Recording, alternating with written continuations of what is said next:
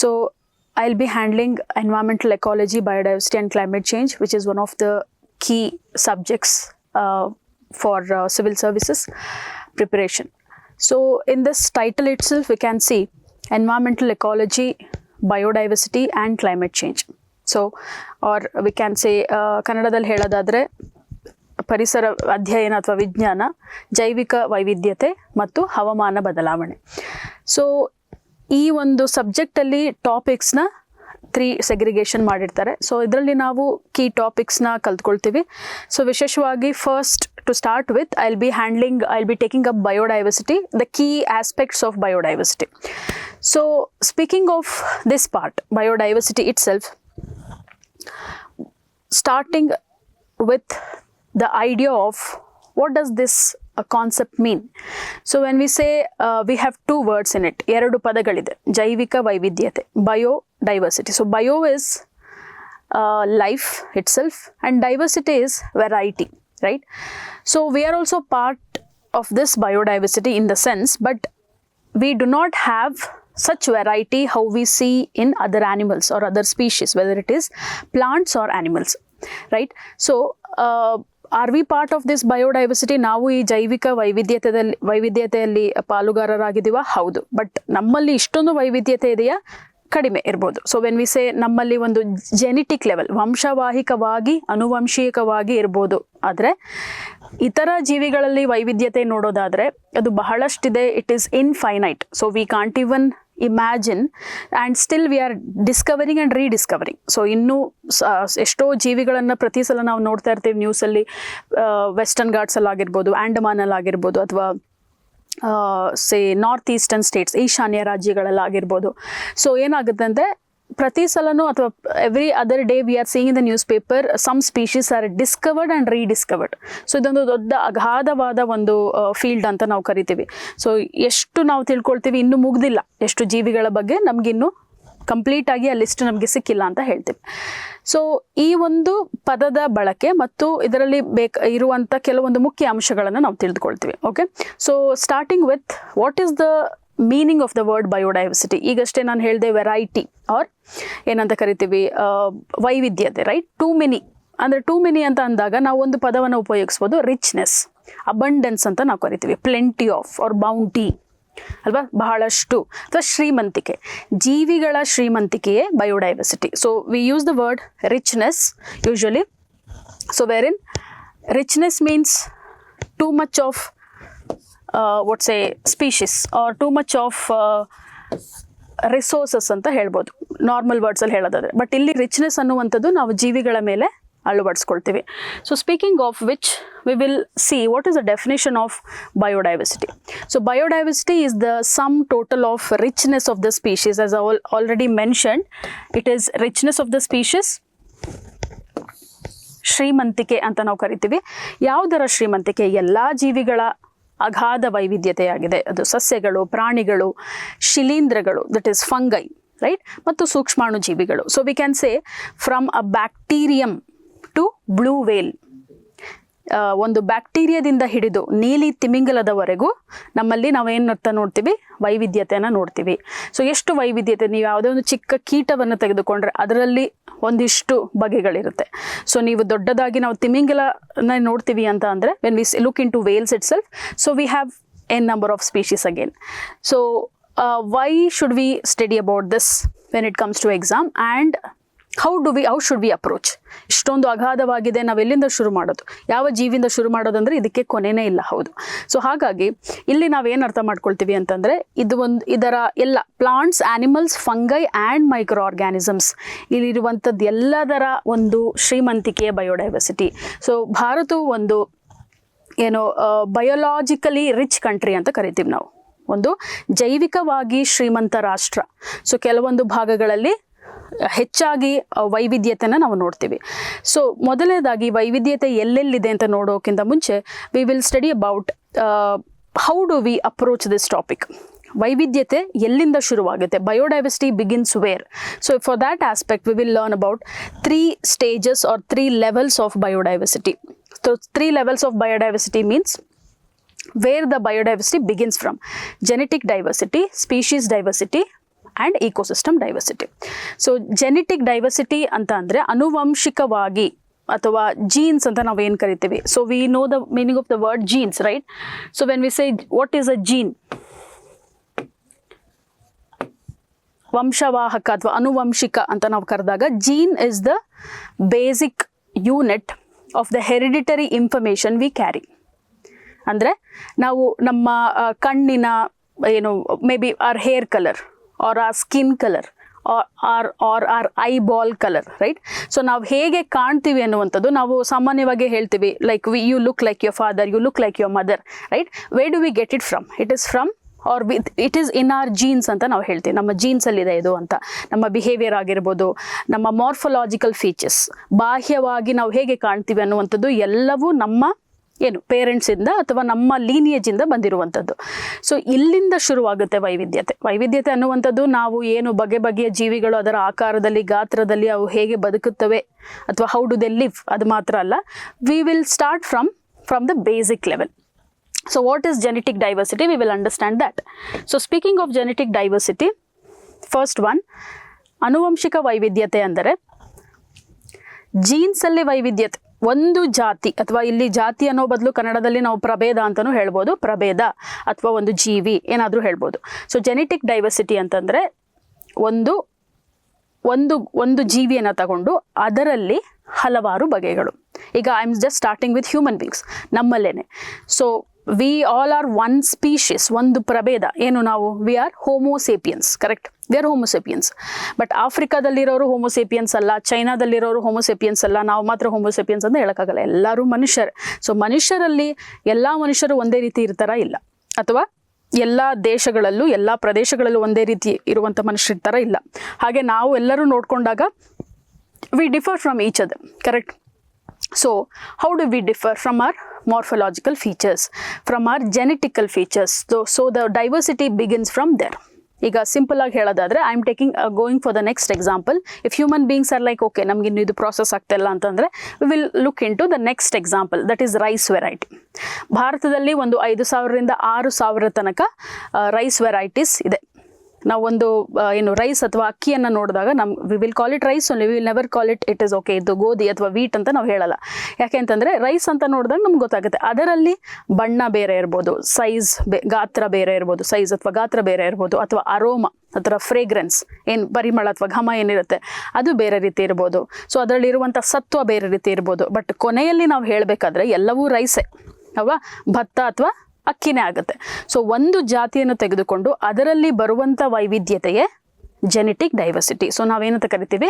Refers to the variety of genes within a single species. You start from anything. You have one more example. ನಮ್ಗೆ ಇನ್ನೊಂದು example ಇದೆ, ಬೇರ್ಸ್, ಕರಡಿಗಳು.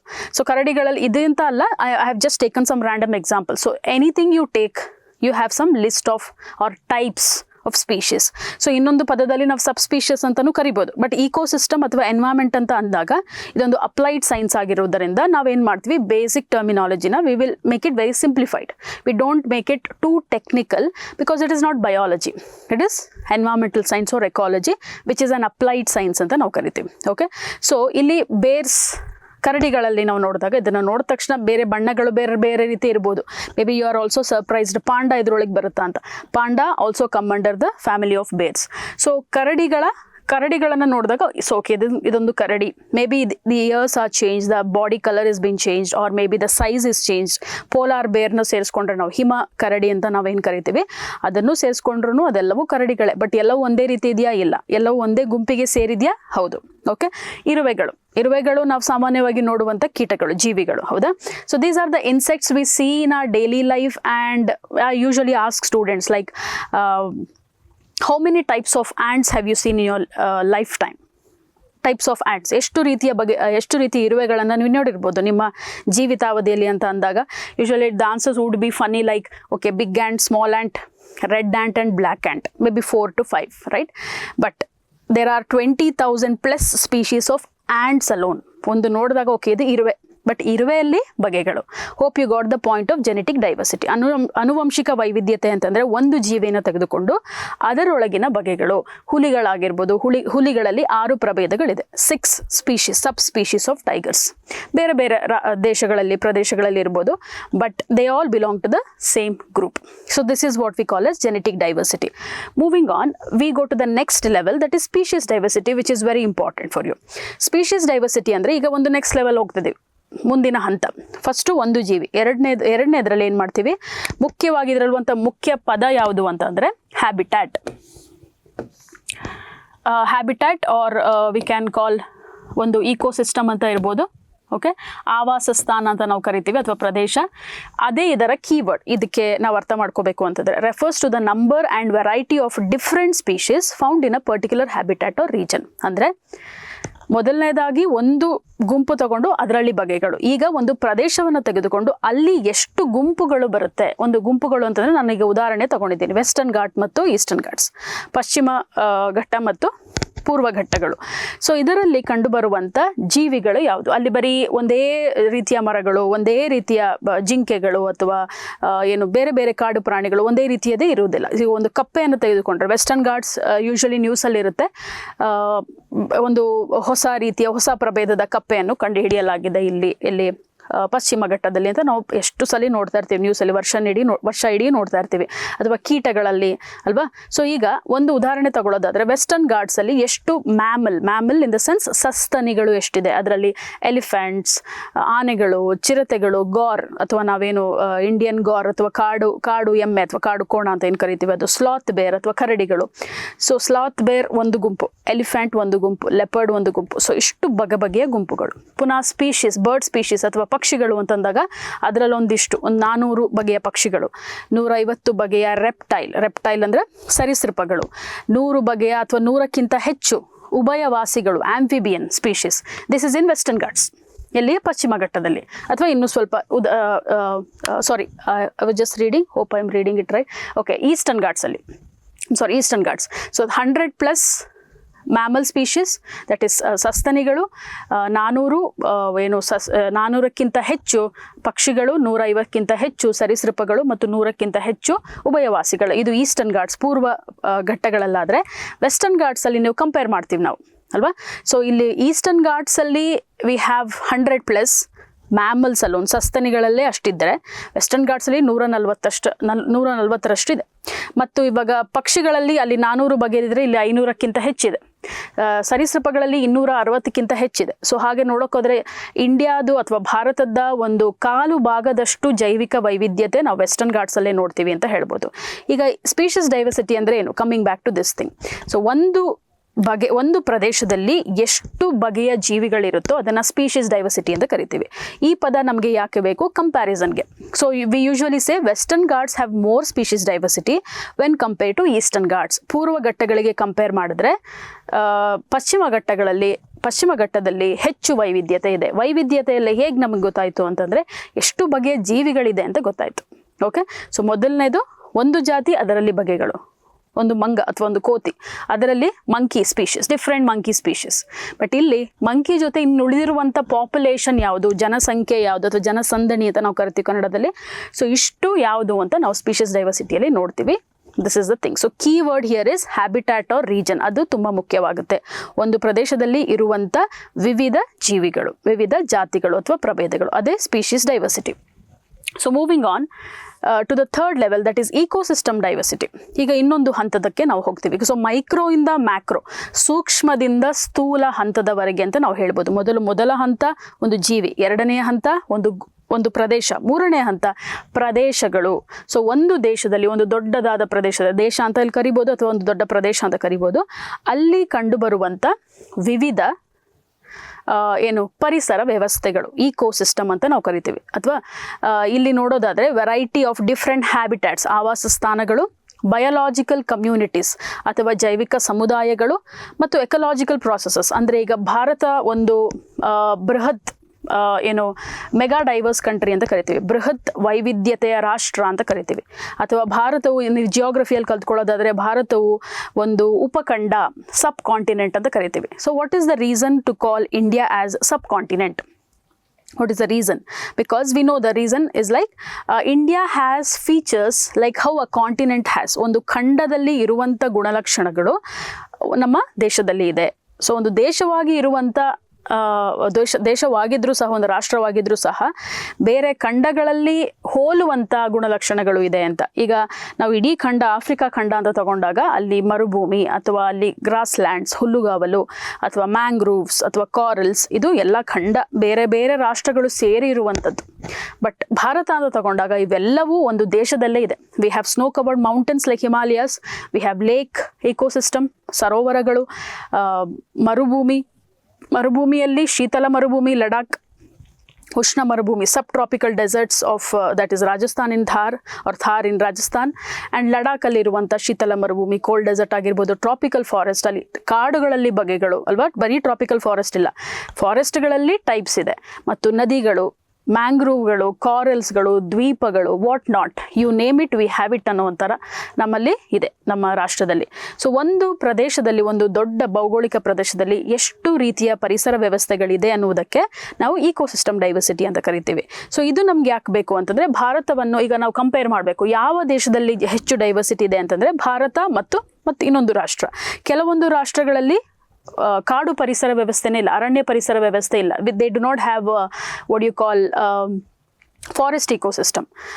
ಕೆಲವೊಂದು ರಾಷ್ಟ್ರಗಳಲ್ಲಿ ಕಾಡೇ ಇಲ್ಲ, ಅರಣ್ಯ ಇಲ್ಲ ಅಂತ ನಾವು ಹೇಳ್ತೀವಿ. ಒಂದು ಮಿಡಲ್ ಈಸ್ಟ್ ಕಂಟ್ರಿ ತಗೊಂಡಾಗ, ಕತಾರ್ ಅನ್ನುವಂಥ ಒಂದು ದೇಶವನ್ನು ತಗೊಂಡಾಗ, we do not have any forest ecosystem there. Ecosystem ಇರ್ಬೋದು, ಕರಾವಳಿ ಪ್ರದೇಶ ಇರ್ಬೋದು, I doubt, maybe we have what's ಮರುಭೂಮಿ ಇರ್ಬೋದು, ಗ್ರಾಸ್ ಲ್ಯಾಂಡ್ ಇರ್ಬೋದು, ಇನ್ನಿತರ ಸಣ್ಣ ಪುಟ್ಟ ಇಕೋಸಿಸ್ಟಮ್ಗಳಿರ್ಬೋದು.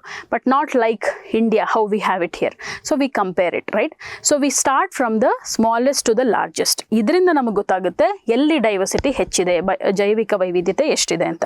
So this is the concept where we understand as the second part, wherein what is biodiversity. Biodiversity ಅಂದ್ರೆ ಏನು? ಶ್ರೀಮಂತಿಕೆ. ಎರಡನೇದು ಹಂತಗಳು ಎಲ್ಲಿಂದ ಶುರುವಾಗುತ್ತೆ?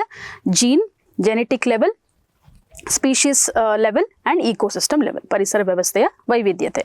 So moving on to the next part, wherein ಕೆಲವೊಂದು ಪ್ರದೇಶಗಳನ್ನು, ಕೆಲವೊಂದು ತಾಣಗಳನ್ನು ಹಾಟ್ಸ್ಪಾಟ್ ಅಂತ ಕರಿತೀವಿ, ಜೀವ ವೈವಿಧ್ಯತೆಯ ಬಿಸಿ ತಾಣಗಳು ಅಂತ. ಸೊ ಯಾಕೆ ಇದನ್ನು ಹಾಟ್ಸ್ಪಾಟ್ ಅಂತ ಕರಿತೀವಿ? In what sense? Is it positive or negative? ಅದು ಸಕಾರಾತ್ಮಕವಾಗಿ ಕರಿತಿದ್ದೀವ, ನಕಾರಾತ್ಮಕವಾಗಿ ಕರಿತಿದ್ದೀವಿ ಅಂತ ಹೇಳೋದಾದರೆ ಎರಡೂ ಇದೆ ಇದರಲ್ಲಿ. Why it is called as hotspot? There is one positive point about it and there is one negative. What is the positive and negative? ಯಾವುದು ಅದರಲ್ಲಿ ಪಾಸಿಟಿವ್ ನೆಗೆಟಿವ್ ಅಂತ ನೋಡೋದಾದರೆ, we have ಇವು ಭೂಮಿಯ ಅತ್ಯಂತ ಜೈವಿಕವಾಗಿ ಶ್ರೀಮಂತ, biologically rich. Can we call it as positive? Right? Biological rich is positive. But the problem is, ಅಳಿವಿನಂಚಿನಲ್ಲಿರುವ, these are threatened. ಅಳಿವಿನಂಚಿನಲ್ಲಿ ಬಂತಂದರೆ ನಶಿಸಿ ಹೋಗ್ತಾ ಇದೆ, ನಾಶ ಆಗ್ತಾ ಇದೆ. So what is positive about it? ಅಷ್ಟೊಂದು ಜೈವಿಕ ವೈವಿಧ್ಯತೆ ಇರುವಂಥ ಪ್ರದೇಶ ಪಾಸಿಟಿವ್. ಆದರೆ ವಿಪರ್ಯಾಸ ಏನು ಅಂತಂದರೆ ಅದು ನಾಶ ಆಗ್ತದೆ, negative. That is why combining these two words we call certain places or specific places as biodiversity hotspots. Correct? So ಇದರ ಒಂದು ಬ್ಯಾಕ್ಗ್ರೌಂಡ್ ಏನು, ಇದರ ಹಿನ್ನೆಲೆ ಏನು, ಈ ಒಂದು ಕಾನ್ಸೆಪ್ಟ್ ಎಲ್ಲಿಂದ ಬಂತು, ಯಾರು ಇದನ್ನು ಕೊಟ್ಟಿದ್ದು ಅಂತಂದರೆ, in 1988 British ecologist Norman Myers ಎಂಬುವವರು ಈ ಒಂದು ಅವರ ಒಂದು ರಿಸರ್ಚ್ ಪೇಪರಲ್ಲಿ, ಸೆಮಿನಲ್ ಪೇಪರ್ ಅಂತಂದರೆ ರಿಸರ್ಚ್ ಪೇಪರಲ್ಲಿ, journal if they want to publish.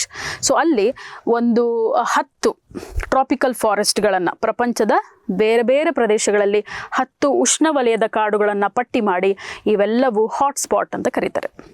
ಬರೀ ಉಷ್ಣವಲಯದ ಕಾಡುಗಳನ್ನು ಮಾಡಿ. ಯಾಕೆ ಅಂತಂದರೆ ಈಗ ಅದು ಶ್ರೀಮಂತವಾಗಿದ್ದು, ಜೈವಿಕವಾಗಿ ಶ್ರೀಮಂತವಾಗಿದ್ದು, ಆದರೆ ಅದನ್ನು ನಾವು ಕನ್ಸರ್ವ್ ಮಾಡಿಲ್ಲ, ಸಂರಕ್ಷಣೆ ಮಾಡಿಲ್ಲ ಅಂತ ಅಂದರೆ ಅದು ನಶಿಸಿ ಹೋಗೋ ಚಾನ್ಸಸ್ ಇದೆ ಅಂತ ಅನ್ನುವಂಥದ್ದು ಒಂದು ವರ್ಡ್ ಅಥವಾ ಒಂದು ಪದವನ್ನು, ಈ ಪರಿಕಲ್ಪನೆಯನ್ನು ಕೊಡ್ತಾರೆ, ಕಾನ್ಸೆಪ್ಟನ್ನು ಕೊಡ್ತಾರೆ, ಹಾಟ್ಸ್ಪಾಟ್ ಅಂತ. That's all.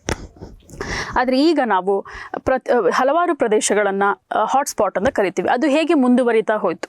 Okay, so before I go to the third point, 1988 Norman Myers ಈ ಒಂದು 10 ಪ್ರದೇಶಗಳನ್ನು ಹಾಟ್ಸ್ಪಾಟ್ ಅಂತ ಕರೆದ ನಂತರ ಬ್ರಿಟನ್ನಲ್ಲಿರುವಂಥ ಒಂದು NGO, ಒಂದು ಸರ್ಕಾರೇತರ ಸಂಸ್ಥೆ, ಕನ್ಸರ್ವೇಷನ್ ಇಂಟರ್ನ್ಯಾಷನಲ್ ಅನ್ನುವಂಥದ್ದು ಒಂದು ಸಂಸ್ಥೆ ಈ ಒಂದು ಕಾನ್ಸೆಪ್ಟನ್ನು ಅದನ್ನು ಕಾರ್ಯರೂಪಕ್ಕೆ ತರುತ್ತೆ, ಎಕ್ಸಿಕ್ಯೂಟ್ ಮಾಡುತ್ತೆ. ಏನಂತ ಅಂದರೆ ಪ್ರಪಂಚದಲ್ಲಿ ಅಥವಾ ಭೂಮಿಯ ಮೇಲೆ ಇರುವಂಥ ಬೇರೆ ಬೇರೆ ಪ್ರದೇಶಗಳನ್ನು ಗುರುತು ಮಾಡಿ ಅವುಗಳನ್ನು ಹಾಟ್ಸ್ಪಾಟ್ ಅಂತ ಕರೀತಾರೆ. ಮತ್ತು ಹಾಟ್ಸ್ಪಾಟ್ ಅಂತ ಅದನ್ನು ಕರೆದಾಗ ಆಯಾ ರಾಷ್ಟ್ರಗಳು ಅವುಗಳ ಸಂರಕ್ಷಣೆಗೆ ಬೇಕಾದ ಎಲ್ಲ ಏನು ಪಾಲಿಸೀಸ್ ಅಥವಾ ಫ್ರೇಮ್ವರ್ಕ್ ಅಥವಾ ಯೋಜನೆಗಳನ್ನು ಕೈಗೊಳ್ಳಬೇಕಾಗುತ್ತೆ. ಇದು ಒಂದು ಹಿಂಟ್, ಒಂದು ಕಾಷನ್ ಥರ, ಒಂದು ಎಚ್ಚರಿಕೆ ಥರ. ಈಗ ಇಷ್ಟೊಂದು ಪ್ರದೇಶಗಳು, ಕೆಲವು ಪ್ರದೇಶಗಳಲ್ಲಿ ಮಾತ್ರ ಜೈವಿಕ ವೈವಿಧ್ಯತೆ ಹೆಚ್ಚಾಗಿದೆ. ಸೊ ಈ ಪ್ರದೇಶಗಳನ್ನು ನಾವು ಸಂರಕ್ಷಣೆ ಮಾಡಿಲ್ಲ ಅಂತಂದರೆ ಇನ್ಯಾವಾಗಲೂ ಅದು ನಮಗೆ ಸಿಗಲ್ಲ. ಅದು ಇರ್ರಿವರ್ಸಿಬಲ್ ಚೇಂಜ್ ಅಂತ ನಾವು ಕರಿತೀವಿ. ಸೊ ಇಲ್ಲಿ ಈ ಪ್ರದೇಶಗಳು ಯಾವ ರೀತಿ ಅದನ್ನು ಗುರುತು ಮಾಡ್ತಾರೆ? ಯಾವುದಾದ್ರೂ ಎಲ್ಲಿ ಜೀವಿಗಳಿರುತ್ತೆ ಅದೆಲ್ಲವೂ ಹಾಟ್ಸ್ಪಾಟ ಅಲ್ಲ. ಅದಕ್ಕೊಂದು ಮಾನದಂಡ ಇರುತ್ತೆ, ಕ್ರೈಟೀರಿಯಾ ಇರುತ್ತೆ. ಸೊ ಇಲ್ಲಿ ಏನು ಫಸ್ಟ್ ಆಫ್ ಆಲ್ ನಾವು ಏನು ಅರ್ಥ ಮಾಡ್ಕೋಬೇಕು ಅಂತಂದರೆ, ಈ ರೀಜನ್ಸಲ್ಲಿ, ಈ ಪ್ರದೇಶದಲ್ಲಿ ಎಕ್ಸೆಪ್ಷನಲ್ ಲೆವೆಲ್ಸ್ ಆಫ್ ಪ್ಲಾಂಟ್ ಎಂಡೆಮಿಸಮ್ ಅನ್ನುವಂಥ ಪದದ ಅರ್ಥ ಮತ್ತು ಹ್ಯಾಬಿಟ್ಯಾಟ್ ಲಾಸ್, ಈ ಎರಡು ಪದಗಳು ಇಂಪಾರ್ಟೆಂಟ್. ಸ್ಥಳೀಯತೆ, ಸಸ್ಯ ಸ್ಥಳೀಯತೆ ಮತ್ತು ಆವಾಸ ಸ್ಥಾನ ನಷ್ಟ ಅಂತ ಕರಿತೀವಿ. ಎಂಡಮಿಸಮ್ ಅಥವಾ ಎಂಡಮಿಕ್ ಅಂತಂದರೆ ಸ್ಥಳೀಯತೆ ಅಂತಂದರೆ ಒಂದು ಜೀವಿ ಅಥವಾ ಯಾವುದಾದ್ರು ಒಂದು ಪ್ರಭೇದ ಆ ಪ್ರದೇಶದಲ್ಲಿ ಮಾತ್ರ ಕಂಡು ಬರುತ್ತೆ, ಬೇರೆ ಎಲ್ಲೂ ಕಂಡು ಬರಲ್ಲ. Endemic means any organism which is found in a particular place or 2 or 3 places and they are nowhere to be found to be anywhere else in the world. They are nowhere to be found anywhere else. So this concept is called as endemic species ಅಂತ ಕರಿತೀವಿ. So ಒಂದು ಕಡೆ ಎಂಡಮಿಸಮ್ ಇರಬೇಕು, ಅಲ್ಲಿ ಮಾತ್ರ ಇರುವಂಥ ಜೀವಿಗಳು, ಇನ್ನೆಲ್ಲೂ ಕಾಣಸಿಗದಂಥ ಜೀವಿಗಳು ಒಂದು ಕಡೆ ಆದರೆ ಆ ಪ್ರದೇಶದಲ್ಲಿ ಇರಬೇಕು, ಒಂದು ಮಾನದಂಡ. ಆದರೆ ಇನ್ನೊಂದು ಅದೇ ಸಮಯದಲ್ಲಿ ಅಲ್ಲಿ ಆವಾಸ ಸ್ಥಾನ ನಷ್ಟ. So basically what is habitat ಅಂತ ಕೇಳಿದಾಗ ಜೀವಿಗಳು ವಾಸಿಸುವ ಸ್ಥಳವೇ ಆವಾಸ ಸ್ಥಾನ. What is a habitat? The dwelling space of an organism is called as an habitat. Correct. So ಎಲ್ಲಿರುತ್ತೆ ಆ ಜೀವಿಗಳ ಆವಾಸ ಸ್ಥಾನ? Snow leopard in the Himalayas is its habitat, right. Nilgiri tahr, ಒಂದು ಮೌಂಟೇನ್ ಗೋಟ್ ಏನಾಗಿದೆ ನಮ್ಮ ವೆಸ್ಟರ್ನ್ ಘಾಟ್ಸಲ್ಲಿ ಇರುವಂಥದ್ದು, ಅದಕ್ಕೆ ವೆಸ್ಟರ್ನ್ ಘಾಟ್ಸೇ ಅಥವಾ ನೀಲ್ಗಿರಿ ಮೌಂಟನ್ಸೇ ಆವಾಸ ಸ್ಥಾನ. ಗ್ಯಾಂಜೆಟಿಕ್ ಡಾಲ್ಫಿನ್, ಗಂಗಾ ನದಿ ಇದರ ಆವಾಸ ಸ್ಥಾನ. ಸೊ ಆವಾಸ ಸ್ಥಾನ ಅಂದರೆ dwelling space of an organism. So ಈ ಕನ್ಸರ್ವೇಷನ್ ಇಂಟರ್ನ್ಯಾಷನಲ್ ಈ ಸಂಸ್ಥೆ 2 ಮಾನದಂಡವನ್ನು ಕೊಟ್ಟಿದೆ. ಆ ಮಾನದಂಡಗಳು ಯಾವುದು ಅಂತ ನೋಡೋಣ. So we have 2 strict criteria. ಒಂದು ಪ್ರದೇಶವನ್ನು ಬಯೋಡೈವರ್ಸಿಟಿ ಹಾಟ್ಸ್ಪಾಟ್ ಅಂತ ಕರೆಯೋದಾದರೆ, ಜೀವ ವೈವಿಧ್ಯತೆಯ ಬಿಸಿ ತಾಣ ಅಂತ ಕರೆಯೋದಾದರೆ 2 ಮಾನದಂಡಗಳನ್ನೋದು ಹೊಂದಿರಬೇಕು. ಮೊದಲನೇದಾಗಿ ಇಲ್ಲಿ ತುಂಬ ನಿಮಗೆ ಲೆಂತಿ ಅಂತ ಅನಿಸ್ಬೋದು, ಆದರೆ ಸಿಂಪಲ್ ಆಗಿ ಕಲ್ತ್ಕೊಳ್ಳಿ. The number matters here. ಒಂದು ನಂಬರ್ನ ಜ್ಞಾಪಕ ಇಟ್ಕೊಂಡ್ರೆ ನಿಮಗೆ ಈಸಿ ಆಗುತ್ತೆ. ಸೊ ಏನು ಅಂತಂದರೆ, it must have at least 1500 vascular plants ಇರಬೇಕು. ಆದರೆ ಯಾವ ರೀತಿಯ ಪ್ಲಾಂಟ್ಸ್? ಈ ಪ್ರದೇಶವು ಕನಿಷ್ಠ 1500 ಸಂಖ್ಯೆಯ ವಾಹಕ ಅಂಗಾಂಶ ಸಸ್ಯ ಪ್ರಭೇದಗಳನ್ನು ಹೊಂದಿರಬೇಕು. ಇಷ್ಟು ಅರ್ಥ ಮಾಡ್ಕೊಂಡ್ರೆ ಸಾಕು. ಇಲ್ಲಿ ತನಕ ನೀವು ಫುಲ್ ಎಂಟೈರ್ ಸೆಂಟೆನ್ಸ್ ಏನೂ ಅವಶ್ಯಕತೆ ಇಲ್ಲ. At least the number that is 1500, correct. 1500 plants ಅಂತ ಕರಿತೀವಿ. ಆದರೆ ಯಾವ plants? Vascular plants. What are vascular plants? ಇದು ನಿಮ್ಮ ಸ್ಕೂಲ್ ಲೆವೆಲಲ್ಲಿ ನೀವು ಕಲ್ತಿರ್ತೀರ. The plants which have xylem and phloem. Xylem ಮತ್ತು phloem, food conducting tissue, water conducting tissue. ಇನ್ನೂ ತುಂಬ ಸಾಧಾರಣವಾಗಿ ಹೇಳೋದಾದರೆ flowering plants, rooted plants, root ಇರುವಂಥ, ಬೇರಿರುವಂಥ ಸಸ್ಯಗಳು ಇರಬೇಕು ಆ ಪ್ರದೇಶದಲ್ಲಿ. ಎಷ್ಟಿರಬೇಕು? ಮಿನಿಮಮ್ ಎಷ್ಟಿರಬೇಕು? 1500 ಸಸ್ಯಗಳು ಇರಬೇಕು. ಓಕೆ, ಇದು ಕನಿಷ್ಠವಾಗಿರಬೇಕು. ಹಾಗಾದರೆ ಒಂದು ದಟ್ಟ ಅರಣ್ಯ, ಅದನ್ನು ನಾವು ಬಿಸಿ ತಾಣ ಅಂತ ಕರಿಬೋದಾ? ಇಲ್ಲ. ಈಗ ಜಪಾನಿನ ಕಾಡುಗಳಲ್ಲಿ ಟೆಂಪರೇಟ್ ಫಾರೆಸ್ಟ್, ಅದು ಸಮಶೀತೋಷ್ಣ ಕಾಡುಗಳು ಅಂತ ಹೇಳಿದಾಗ, ಇಲ್ಲಿ ಕೆಲವೊಂದು ಕಾಡುಗಳು ಕಂಪ್ಲೀಟಾಗಿ ದಟ್ಟವಾಗಿ ಮಾಸ್ ಅಂತ ನಾವೇನು ಕರಿತೀವಿ, ಪಾಚಿ ಅಥವಾ ಪಾಚಿ ಅಂತಲೇ ಹೇಳ್ಬೋದು, ಅಥವಾ ಆಲ್ಗೆ ಅಲ್ಲ, ಎಕ್ಸಾಕ್ಟ್ಲಿ ಮಾಸ್ ಅಂತ ನಾವು ಹೇಳ್ಬೋದು. ಸೊ ಇದರಿಂದ ತುಂಬಿರುತ್ತೆ ಇಡೀ ಫಾರೆಸ್ಟ್. ಓಕೆ, ಮರಗಿಡಗಳು ಇರುತ್ತೆ, ತುಂಬ ದಟ್ಟ ಅರಣ್ಯ, ತುಂಬ ಕತ್ತಲಾದ ಅರಣ್ಯ. ಸೊ ಅದನ್ನು ನಾವು ಬಯೋಡೈವರ್ಸಿಟಿ ಹಾಟ್ಸ್ಪಾಟ್ ಅಂತ ಕರಿಬೋದಾ? ಇಲ್ಲ. ಯಾಕೆ ಅಂತಂದರೆ, ಸ್ಪೆಸಿಫಿಕ್ ಆಗಿ ಹೇಳಿದರೆ, just because there are plants doesn't mean that anything that is photosynthetic doesn't mean that it is a biodiversity hotspot. It should have vascular plants, ಅಂದರೆ ಫ್ಲವರಿಂಗ್ ಪ್ಲಾಂಟ್ಸ್ ಇರಬೇಕು, 1500 ಇರಬೇಕು. ಓಕೆ, ಮತ್ತು ಇನ್ನೊಂದು ಸೆಕೆಂಡ್ ಪಾರ್ಟ್ ನೋಡೋದಾದರೆ, ಈಗಾಗಲೇ ನಾನು ಹೇಳಿರುವಂಥದ್ದು ಸ್ಥಳೀಯ ಮೂಲದ್ದಾಗಿರಬೇಕು. ಸ್ಥಳೀಯತೆ ಅಂತ ನಾವು ಮಾತಾಡೋದು ಎಂಡಮಿಸಮ್, ರೈಟ್. ಎಂಡಮಿಸಮ್ ಇರಬೇಕು, ಅಲ್ಲಿದ್ದು ಮಾತ್ರ ಆಗಿರ್ಬೇಕು, ಅಲ್ಲಿರುವಂಥದ್ದು ಬೇರೆ ಎಲ್ಲೂ ಇರಬಾರ್ದು ಅಥವಾ ಎಲ್ಲೂ ಕಾಣಸಿಗಲ್ಲ ಅಂತ ಒಂದು ಮಾನದಂಡ ಮೊದಲನೇದು. ಎರಡನೇದು ನೋಡೋದಾದರೆ, we have this place should have let to ಅಂದರೆ ಹ್ಯಾಬಿಟ್ಯಾಟ್ ಲಾಸ್ ಎಷ್ಟಾಗಿರಬೇಕು 70% ಆಗಿರಬೇಕು ಅಂತಂದರೆ ಆ ಸ್ಟೇಟ್ಮೆಂಟು ಕರೆಕ್ಟ್ ಆಗುತ್ತೆ. It must have 30% or less of its original habitat or vegetation. ಅಂದರೆ 30% ಉಳ್ಕೊಂಡಿದೆ, ಇವಾಗ 70% ನಾಶ ಆಗಿದೆ. ಎರಡೂ ರೀತಿಯಲ್ಲಿ ಕೇಳಿದ್ರು correct. If they ask 70% of the land or the habitat is loss, that is correct, or 30% is remaining is also correct. Both are right. Okay, so the key terms you have to remember is, one is, the first part is 1500 vascular plants, 1500 plant number.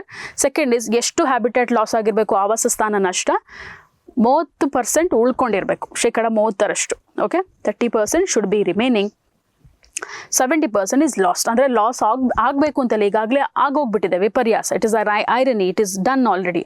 But let us at least conserve, ಸಂರಕ್ಷಣೆ ಮಾಡೋಣ 30% ಅಷ್ಟು ಅಂತ. That is the whole idea. So ಈ ಎರಡು ಮಾನದಂಡಗಳಿಗೆ ಬಂದರೆ, ಆ ಒಂದು ಪ್ರದೇಶವು ಬಂದರೆ, ಆ ಪ್ರದೇಶಗಳನ್ನು ಬಯೋಡೈವರ್ಸಿಟಿ ಹಾಟ್ಸ್ಪಾಟ್ ಅಥವಾ ಜೀವ ವೈವಿಧ್ಯತೆಯ ಬಿಸಿ ತಾಣವೆಂದು ಗುರುತಿಸ್ತಾರೆ. So this is what we call as biodiversity hotspot. ಯಾರು ಇದನ್ನು ಗುರುತಿಸ್ತಾರೆ? ಕನ್ಸರ್ವೇಷನ್ ಇಂಟರ್ನ್ಯಾಷನಲ್ ಅನ್ನುವಂಥ ಸಂಸ್ಥೆ ಗುರುತಿಸುತ್ತೆ.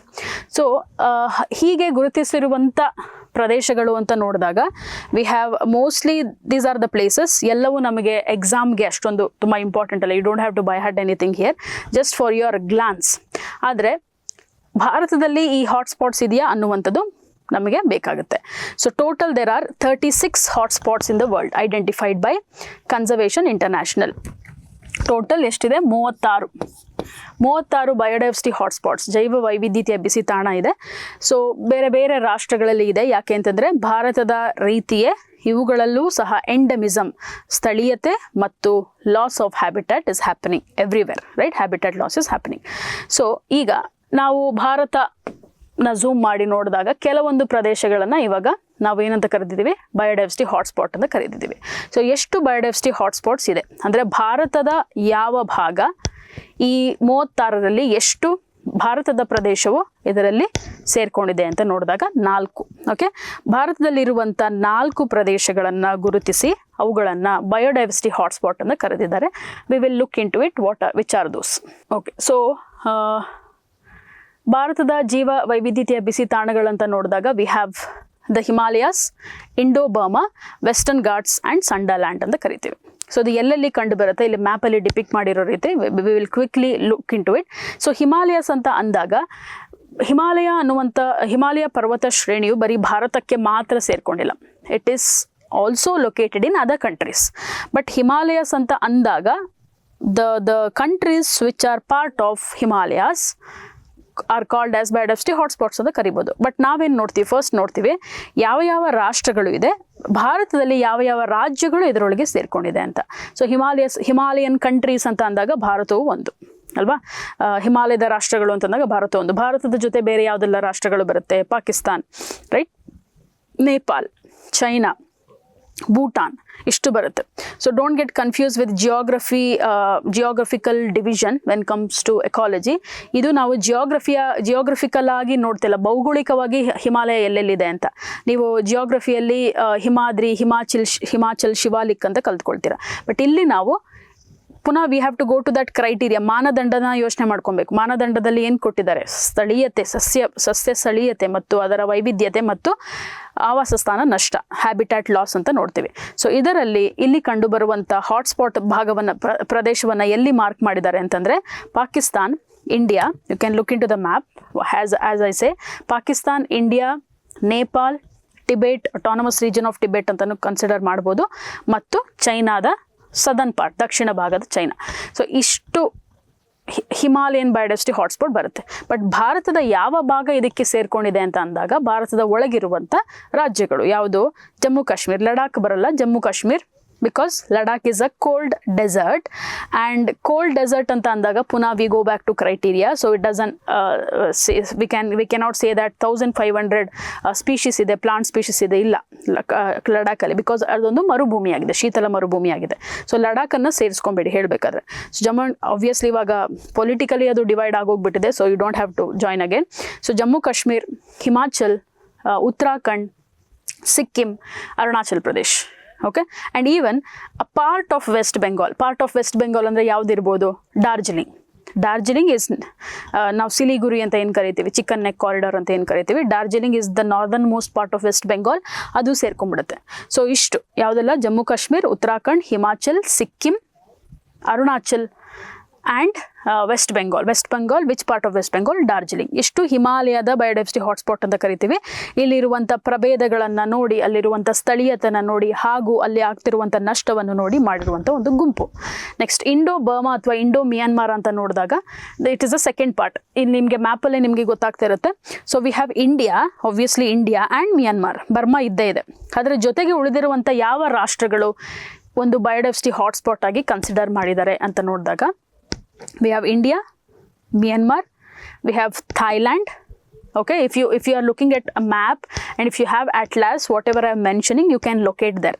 So India, Myanmar, Thailand, China, idrallu China barutte, southern most part of China, China, then we have Vietnam, Cambodia, Laos. So ishtu barutte. India, Myanmar, Thailand, Cambodia, Laos, Vietnam and China. ಇಷ್ಟು Indo Burma ಅಥವಾ Indo ಮಿಯಾನ್ಮಾರ್ hotspot. So ಇಂಡಿಯಾದ ಯಾವ ಭಾಗ, ಪುನಃ ಈಗ ರಾಷ್ಟ್ರಗಳನ್ನು ನೋಡಾಯಿತು, ಇಂಡಿಯಾದ ಯಾವ ಭಾಗ ಏನು ಇದೊಂದು ಹಾಟ್ಸ್ಪಾಟಿಗೆ ಸೇರಿಕೊಂಡಿದೆ ಅಂತ ನೋಡಿದಾಗ we have, just zoom it here, you can see quickly. ನಮ್ಮ ಈಶಾನ್ಯ ರಾಜ್ಯಗಳು, ಭಾರತದ ಈಶಾನ್ಯ ರಾಜ್ಯ ಮತ್ತು ಒಂದು ದ್ವೀಪ. ಯಾವ ದ್ವೀಪ ಅದು? ಆಂಡಮಾನ್ ದ್ವೀಪ, ನಿಕೋಬಾರ್ ಅಲ್ಲ, ಆಂಡಮಾನ್ ದ್ವೀಪ. So we have all the north eastern states. Already Arunachal ನಾವು ಅಲ್ಲೇ ಹಾಕ್ಬಿಟ್ಟಿದ್ದೀವಿ ಅಲ್ವಾ. ಸೊ ಇನ್ನು ಉಳಿದಿರುವಂಥ ರಾಜ್ಯಗಳು ಯಾವುದು? Assam, Meghalaya, Manipur, Mizoram, Tripura, right, Nagaland and ಆಂಡಮಾನ್.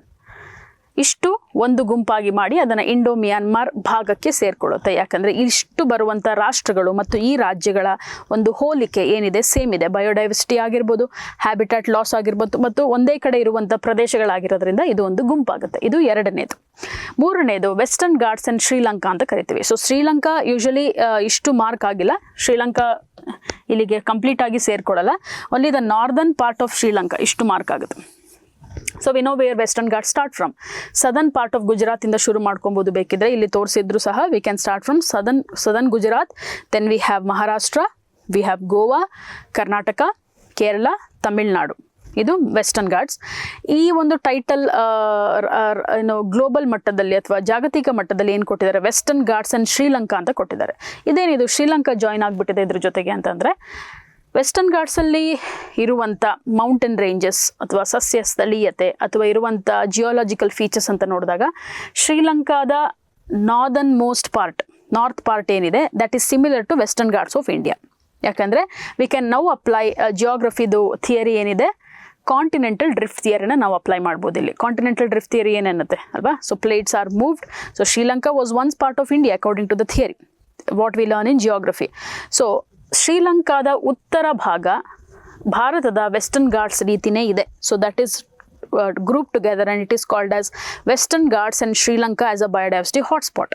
Okay, so it is title ಯಾಕೆ ಈ ರೀತಿ ಇದೆ ಅಂತಂದರೆ, ಡಿಪೆಂಡಿಂಗ್ ಅಪಾನ್ ದ ರೀಜನ್, ಯಾವ ಪ್ರದೇಶ ಎಷ್ಟು ಇದರಲ್ಲಿ ಸೇರ್ಕೊಂಡಿದೆ ಅದರ ಆಧಾರದ ಮೇಲೆ ಹೆಸರುಗಳನ್ನು ಇಡ್ತಾರೆ. So western Ghats and Sri Lanka, western Ghats all the States. So we have only 2 countries here, India and Sri Lanka. ರಾಜ್ಯಗಳು ನಮಗೆ ಗೊತ್ತಿದೆ. So Western Ghats is done. Then we will move on to the last one, that is Sundaland ಅಂತ ಕರಿತೀವಿ. Sundaland ಅಥವಾ Sundaland, Sundaland, anything is okay. So Sundaland ಎಲ್ಲಿ ಕಾಣಿಸ್ತದೆ?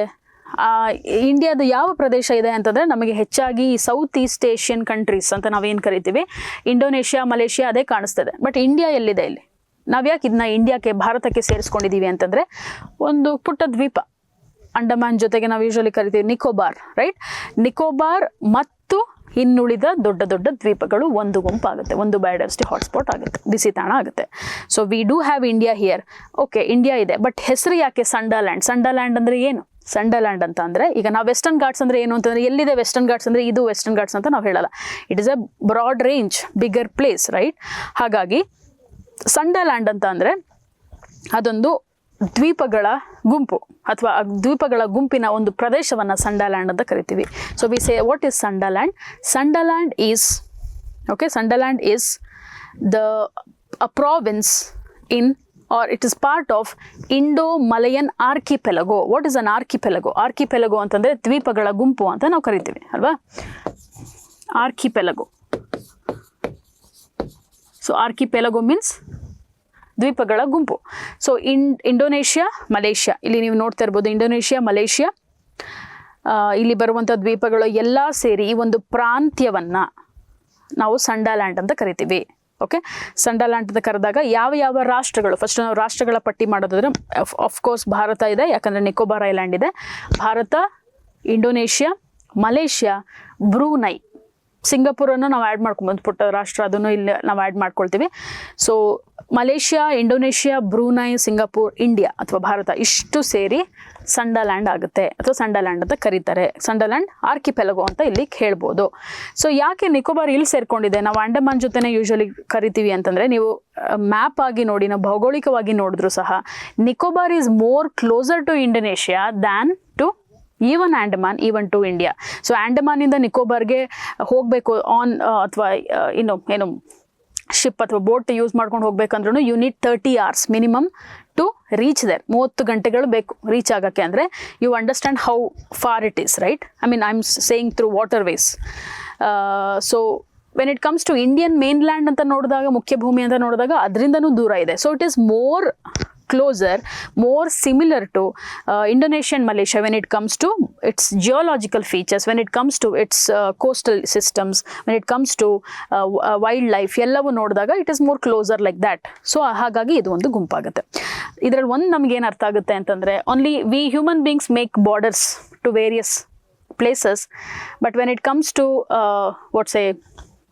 biodiversity, there is no borders. So we just combine it together and we'll see how they are made together, when they are formed together, and how they are similar with each other. Idu biodiversity hotspot annuvanta concept. So we have this 4. Okay, so moving on, we will understand one concept, a small topic, micro topic. So ಯಾಕೆ ನಾವು ಈ hotspot ಬಗ್ಗೆ ಮಾತಾಡ್ತೀವಿ, Y conservation matters ಯಾಕೆ ಅಂತಂದರೆ, ಪ್ರಭೇದಗಳ ವಿನಾಶ ಅಥವಾ ಜೀವಿಗಳ ವಿನಾಶ ಆದರೆ ಏನು, ವಾಟ್ಸ್ ನೆಕ್ಸ್ಟ್ ಅಂತ ಕೇಳ್ತೀವಿ ನಾವು. ಯಾಕೆ ಅಂತಂದರೆ ಈಗಷ್ಟೇ ಏನು ನೋಡಿದ್ವಿ, ಸ್ಪೀಷೀಸ್ ಡೈವರ್ಸಿಟಿ ಅಂದ್ರೇನು ಅಥವಾ ಜೆನೆಟಿಕ್ ಡೈವರ್ಸಿಟಿ ಅಂದ್ರೇನು. ಎಷ್ಟು ಜೆನೆಟಿಕ್ ಡೈವರ್ಸಿಟಿ ಇರುತ್ತೆ ಅಷ್ಟು ವೈವಿಧ್ಯತೆ ಇರುತ್ತೆ. ಒಂದು ಜೀವಿಗಳ ಒಳಗೆ ಆ ಗುಂಪಿನಲ್ಲಿ ಎಷ್ಟು ವೈವಿಧ್ಯತೆ ಅಂದರೆ, ಈಗ ಟೈಗರ್ಗಳ ವೈವಿಧ್ಯತೆ ಅಥವಾ ಹುಲಿಗಳ ವೈವಿಧ್ಯತೆ ಅಂತ ನೋಡಿದಾಗ, ಜೆನೆಟಿಕಲಿ ನೋಡಿದಾಗ ನಾನು ಹೇಳಿದೆ 6 ಪ್ರಭೇದಗಳು ಉಳ್ಕೊಂಡಿದೆ. ಇವಾಗ ಮುಂಚೆ 9 ಪ್ರಭೇದಗಳು. There were 9 subspecies of tigers before. Today we have only 6. What happen to those 3? ಇನ್ನು ಉಳಿದ 3ಕ್ಕೆ ಏನಾಯಿತು ಅಂತಂದರೆ, 3 ಯಾವುದು? ಕ್ಯಾಸ್ಪಿಯನ್ ಟೈಗರ್, ಬ್ಯಾಲಿಯನ್ ಟೈಗರ್ ಮತ್ತು Javan tiger. We do not find them anywhere. It is not there because it is gone, it is extinct.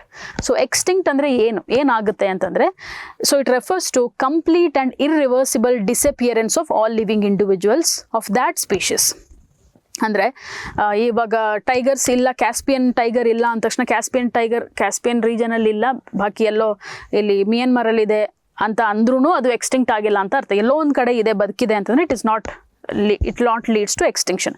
Extinction ಅಂದರೆ ಭೂಮಿಯ ಯಾವ ಭಾಗದಲ್ಲೂ ಅದು ಕಾಣಿಸ್ತಲ್ಲ.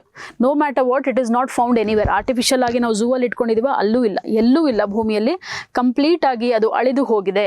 It is completely wiped off from the face of the earth ಅಂತ ಅಂದಾಗ ಅದನ್ನು extinction ಅಂತ ಕರಿತೀವಿ. ಸೊ ಒಂದು ಜಾತಿಯ ವಿನಾಶವೆಂದರೆ ಆ ಜಾತಿಗೆ ಸೇರಿದ ಎಲ್ಲ ಜೀವಿಗಳ ಸಂಪೂರ್ಣ ಹಾಗೂ ಶಾಶ್ವತ ನಾಶವಾಗುವಿಕೆ ಅಥವಾ ನಾಶವಾಗುವುದು. ಸೊ ಇಲ್ಲಿ ಏನಾಗುತ್ತೆ ಅಂತಂದರೆ, ಅಂತಹ ಜೀವಿಗಳನ್ನು ನಾವು ಎಲ್ಲೂ ನೋಡೋಲ್ಲ, ಅದು ಎಲ್ಲೂ ಅಸ್ತಿತ್ವದಲ್ಲಿ ಇರಲ್ಲ. ಸೊ ಇಲ್ಲಿ ಕೆಲವೊಂದು ಉದಾಹರಣೆಗಳನ್ನು ನಾನು ತಗೊಂಡಿದ್ದೀನಿ. ಭಾರತದಲ್ಲಿ ಇರುವಂಥ ಅಥವಾ ಇದ್ದಂಥ ಜೀವಿಗಳು ಎಕ್ಸ್ಟಿಂಕ್ಟ್ ಆಗೋಗಿದೆ. ಈಗ ನಾವು ಒಂದೊಂದಂತೂ ನಾವು ಪೇಂಟಿಂಗಲ್ಲಿ ನೋಡ್ತಾ ಇದ್ದೀವಿ ಅಷ್ಟೆ. ತುಂಬ ಒಂದು ಪಾಪ್ಯುಲರ್ ಎಕ್ಸಾಂಪಲ್ ಅಂದರೆ ಡೋಡೋ ಬರ್ಡ್, ಡೋಡೋ ಪಕ್ಷಿ ಅಂತ ನಾವು ಕರಿತೀವಿ. ನೀವು ಕೇಳಿದರೆ ಅದು ಮೊರಿಷಿಯಸ್ ದ್ವೀಪದಲ್ಲಿ ಇದ್ದಂಥ ಸ್ಥಳೀಯ ಒಂದು ಜೀವಿ. ಅದು ಒಂದು ಜೀವಿನೂ ಎಲ್ಲೂ ಇಲ್ಲ, ಎಲ್ಲೂ ಕಾಣಿಸಿಗಲ್ಲ. ಯಾಕಂದರೆ ಒಂದು ಸಲ ಎಂಡಮಿಕ್ ಆಗಿ ಒಂದು ಕಡೆ ಇದ್ದರೆ ಅಲ್ಲಿ ಅಳೆದು ಹೋದರೆ ಇನ್ನೆಲ್ಲೂ ಕಾಣಸಿಗಲ್ಲ ಅಂತ ನಮಗೆ ಈಗಷ್ಟೇ ನಾವು ಕಲ್ತ್ಕೊಂಡ್ವಿ. ಸೊ ಎಷ್ಟೋ ಜೀವಿಗಳ ವಿನಾಶ ಆಗೋಗಿದೆ, ಅಳಿದು ಹೋಗಿವೆ. ಈಗ ಈ ಒಂದು ಉದಾಹರಣೆಗಳನ್ನು ತಗೊಳ್ಳೋದಾದರೆ, ಭಾರತದಲ್ಲಿ ಇದು 4 ಅಲ್ಲ, 100 ಜೀವಿಗಳು ಅಳಿದು ಹೋಗಿದೆ. ಭಾರತವನ್ನು ಮಾತ್ರ ತೆಗೆದುಕೊಂಡೆ, ಪ್ರಪಂಚದಲ್ಲಿ 1000 ಜೀವಿಗಳು ಹೋಗಿದೆ. ಸೊ ಮೊದಲನೇದಾಗಿ we can start clockwise ನೋಡೋದಾದ್ರೆ ಇದು ಹಿಮಾಲಯನ್ ಕ್ವೇಲ್ ಅಂತ ಕರೀತು, ಒಂದು ಪಕ್ಷಿ, quail, QUAIL, quail. And we have Indian aurochs, ಇದು ಒಂದು ಕ್ಯಾಟಲ್ ಬ್ರೀಡ್ ಆಗಿತ್ತು ಅಥವಾ ಕ್ಯಾಟಲ್ ಆಗಿತ್ತು. Indus valley civilisation, it dates back to Indus valley civilisation itself, and it has completely disappeared many years ago, hundreds of years ago. We do not find it. Then we have pink-headed duck. Okay, ತಿಳಿಗೆಂಪು ತಲೆಯ ಬಾತುಕೋಳಿ ಅಂತ ಕರಿಬೋದು translate ಮಾಡಿದ್ರೆ. Pink headed duck, it is nowhere to be found in India, it was there before ಅನ್ನುವಂಥ ಒಂದು ನಮಗೆ evidences ಇದೆ, ಬಟ್ ಈಗ ಇಲ್ಲ. ಮತ್ತು ಕೊನೆಯದಾಗಿ ಸುಮಾತ್ರನ್ ರೈನೋ ಭಾರತದಲ್ಲಿ ಇತ್ತು. ಸುಮಾತ್ರನ್ rhino was also found in Indian regions, but today Sumatran rhino is only confined to Sumatra. So we are considering ಸುಮಾತ್ರನ್ rhino ಅನ್ನುವಂಥ ಒಂದು ಜೀವಿ ಭಾರತದಲ್ಲಿದ್ದಂಥ ಜೀವಿ, ಅದು ಬೇರೆ ಪ್ರಭೇದವಾಗಿತ್ತು ಅಥವಾ ಅದರ ಒಂದು ಉಪಪ್ರಭೇದವಾಗಿ ಈಗಿರುವಂಥ ಸುಮಾತ್ರನ್ ರೈನೋಗೆ ಕಂಪೇರ್ ಮಾಡಿದ್ರೆ it is completely different. So ಅದೂ ನಶಿಸಿ ಹೋಗಿದೆ. ಸೊ ಯಾವುದೆಲ್ಲ ವಿನಾಶ ಅಂತಂದಾಗ ಅದಕ್ಕೆ ಲೆಕ್ಕ ಇಲ್ಲ. ಸೊ ಅಷ್ಟೊಂದು ಜೀವಿಗಳು ವಿನಾಶ ಆಗಿದೆ. ವಿನಾಶ ಆದರೆ ಏನಾಗುತ್ತೆ? So everything, we cannot remove any species from the ecosystem, we cannot add any species to the ecosystem. ಅದೇನಾಗುತ್ತೆ? ಇಂಬ್ಯಾಲೆನ್ಸ್ ಆಗುತ್ತೆ, ಅಸಮತೋಲನ ಆಗುತ್ತೆ. So we don't have that right to do it and maybe we should not do it. So ಒಂದು ಸರಿ ನಶಿಸಿ ಹೋದರೆ ಅಲ್ಲಿಂದು ಆಹಾರ ಸರಪಳಿ ಏನಿರುತ್ತೆ, ಫುಡ್ ಚೈನ್ ಏನಿರುತ್ತೆ, ಅದ್ರ ಮೇಲೆ ಪ್ರಭಾವ ಬೀರುತ್ತೆ. ಸೊ ಎಕ್ಸ್ಟಿಂಕ್ಷನ್ ಅಂತ ಅಂದಾಗ ನಮಗೆ ಎಕ್ಸಾಮ್ಗೆ ನೋಡೋದಾದರೆ we have a concept that is trending now, or we have to know about this key term called as Anthropocene extinction. ಮಾನವಜನ್ಯ ಅಳಿವು ಅಥವಾ ಮಾನವ ಪ್ರೇರಿತ ಅಳಿವು ಅಂತ ನಾವು ಕರಿತೀವಿ. ಆಂಥ್ರೋ ಎಲ್ಲೆಲ್ಲಿ ಪ್ರಿಫಿಕ್ಸ್ ಇರುತ್ತೆ, ಇದು ಮನುಷ್ಯರಿಗೆ ಸಂಬಂಧಪಟ್ಟಂತ ಅಥವಾ we connected to human beings. Anthropocene extinction ಅಂತ ಅಂದರೆ ಇದು ಒಂದು 6ನೆಯ ಸಾಮೂಹಿಕ ವಿನಾಶವೆಂದು ನಾವು ಹೇಳ್ಬೋದು, 6th ಮಾಸ್ ಎಕ್ಸ್ಟಿಂಕ್ಷನ್ ಅಂತ ಹೇಳ್ಬೋದು. Which is because of human beings ಅಥವಾ ಹ್ಯೂಮನ್ ಇಂಡ್ಯೂಸ್ಡ್ ಅಥವಾ ಮಾನವ ಚಟುವಟಿಕೆಗಳಿಂದ ಉಂಟಾಗುತ್ತಿರುವ ನಿರಂತರ ಜಾತಿಗಳ ಕುಸಿತವಾಗಿದೆ. Decline in population of the species because of human activities, various anthropogenic activities like anything, pollution or global warming ಆಗ್ತಾ ಇರ್ಬೋದು, ಅಥವಾ increase in waste segregation ಅಥವಾ hunting, wildlife trafficking, number of activities of the human beings.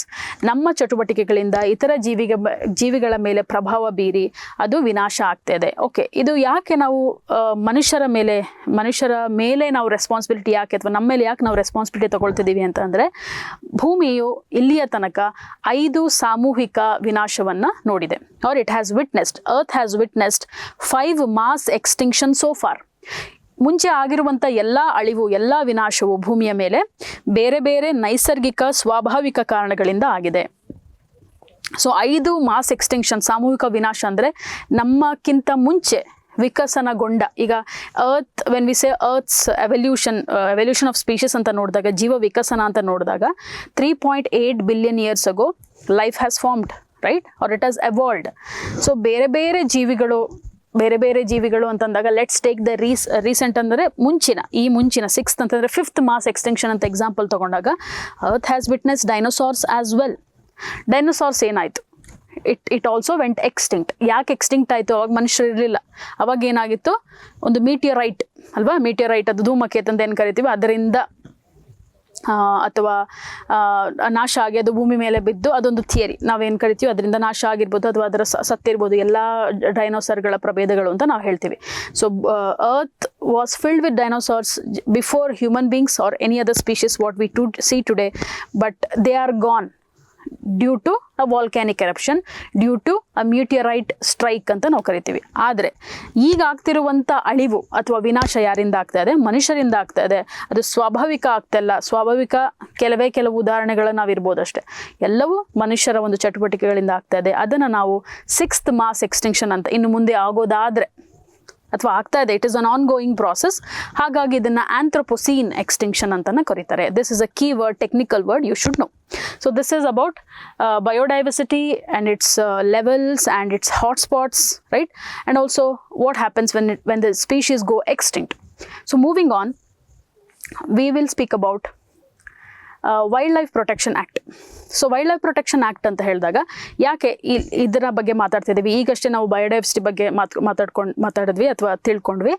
So ಈಗ ಭಾರತದಲ್ಲಿ ನಾವು ವನ್ಯಜೀವಿಗಳನ್ನು ಅಥವಾ ಜೀವಿಗಳನ್ನು, especially ವನ್ಯಜೀವಿಗಳು, ಕಾಡು ಪ್ರಾಣಿಗಳನ್ನು ಯಾವ ರೀತಿ ನಾವು ಸಂರಕ್ಷಣೆ ಮಾಡ್ತಿದ್ದೀವಿ ಅಂತಂದಾಗ ನಮ್ಮಲ್ಲಿ ಒಂದು ಕಾಯ್ದೆ ಇದೆ, wildlife protection act of 1972. Why 1972? ಅದಕ್ಕೂ ಒಂದು ಕಾರಣ ಇದೆ. ಸೊ ಈ ಒಂದು ಕಾಯ್ದೆ ಏನು ಮಾಡುತ್ತೆ, ಭಾರತದಲ್ಲಿ ಯಾವುದೇ ಒಂದು ಪ್ರದೇಶದಲ್ಲಿ ಒಂದು ಪ್ರದೇಶದಲ್ಲಿ ವನ್ಯಜೀವಿಗಳನ್ನು ಸಂರಕ್ಷಣೆ ಮಾಡುವಂಥ ಉದ್ದೇಶವನ್ನು ಇದು ಹೊಂದಿಕೊಂಡಿದೆ. ಮತ್ತು ಇದು 1973 ಅನುಷ್ಠಾನಗೊಂಡಿತ್ತು. ಬಟ್ ವೈ 1972 ಅಂತ ಅಂದಾಗ we gained independence in 1947. 1947 ಇಂದ 1972 ತನಕ why didn't we think of wild life protection?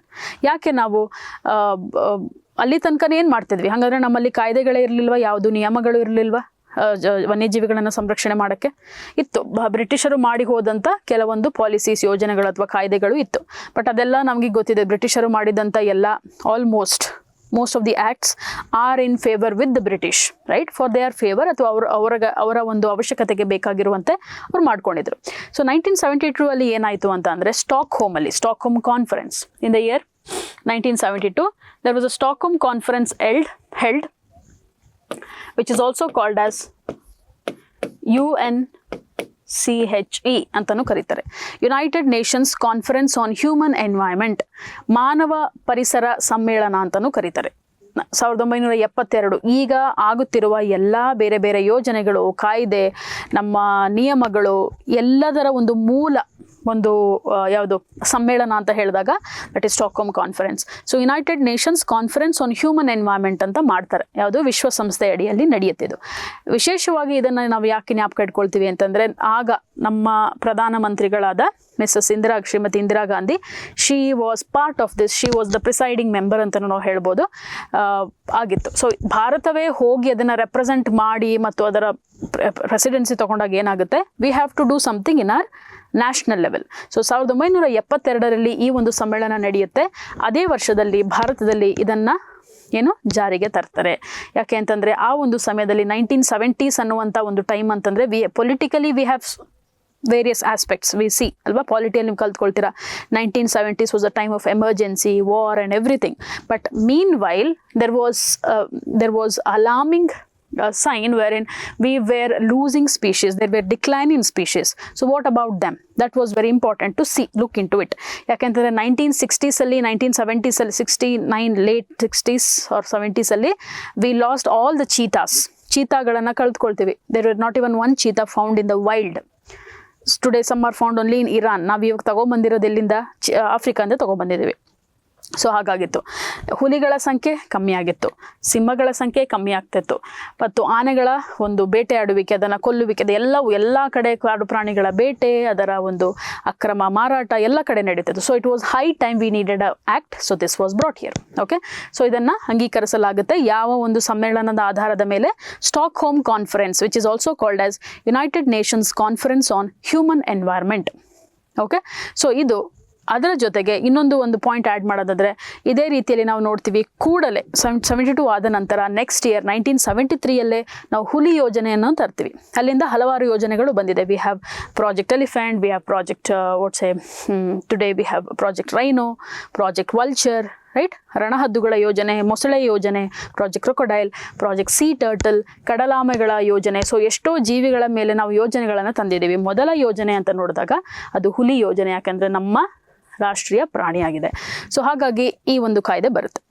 ಈಗ ನಮ್ಮ ಅಪ್ಡೇಷನ್ ನೋಡೋದಾದರೆ, ಫಸ್ಟ್ ನಾವು ಇದರ ಗುಣಲಕ್ಷಣಗಳು, ಇದರಲ್ಲಿ ಏನಿದೆ ಈ ಕಾಯ್ದೆಯಲ್ಲಿ, ಮುಖ್ಯ ಅಂಶಗಳು ಯಾವುದು ಅಂತ ನೋಡೋದಾದರೆ, key points, right. So what does it do? ಈ ಕಾಯ್ದೆಯ ಪ್ರಮುಖ ವೈಶಿಷ್ಟ್ಯಗಳು ಏನು? ಮೊದಲನೆಯದಾಗಿ ಪ್ರಾಹಿಬಿಟ್ಸ್ ಹಂಟಿಂಗ್ ಆಫ್ ವೈಲ್ಡ್ ಆನಿಮಲ್ಸ್. ಹಾಗಾದರೆ ಈಗ ನಮಗೆ ಹಂಟಿಂಗ್ ಆಫ್ ವೈಲ್ಡ್ ಆನಿಮಲ್ಸ್ ಅಂತ ಅಂದರೆ, ಹೌದು ಎಲ್ಲರಿಗೂ ಗೊತ್ತಿದೆ, ನಾವು ಯಾರು ಹಂಟ್ ಮಾಡಬಾರ್ದು ಅಂತ.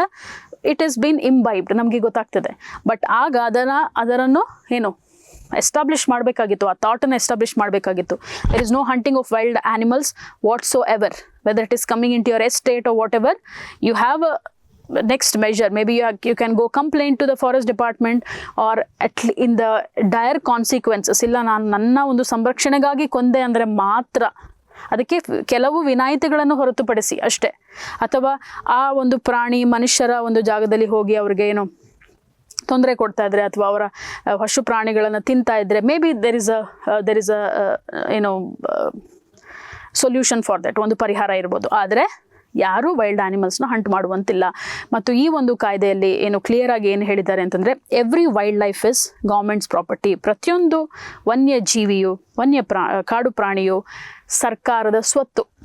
So it is nobody's property, public property ಅಲ್ಲ ಅದು. It is of course we can call it as public property, but we have our own responsibility not to kill them, right? We are accountable for that.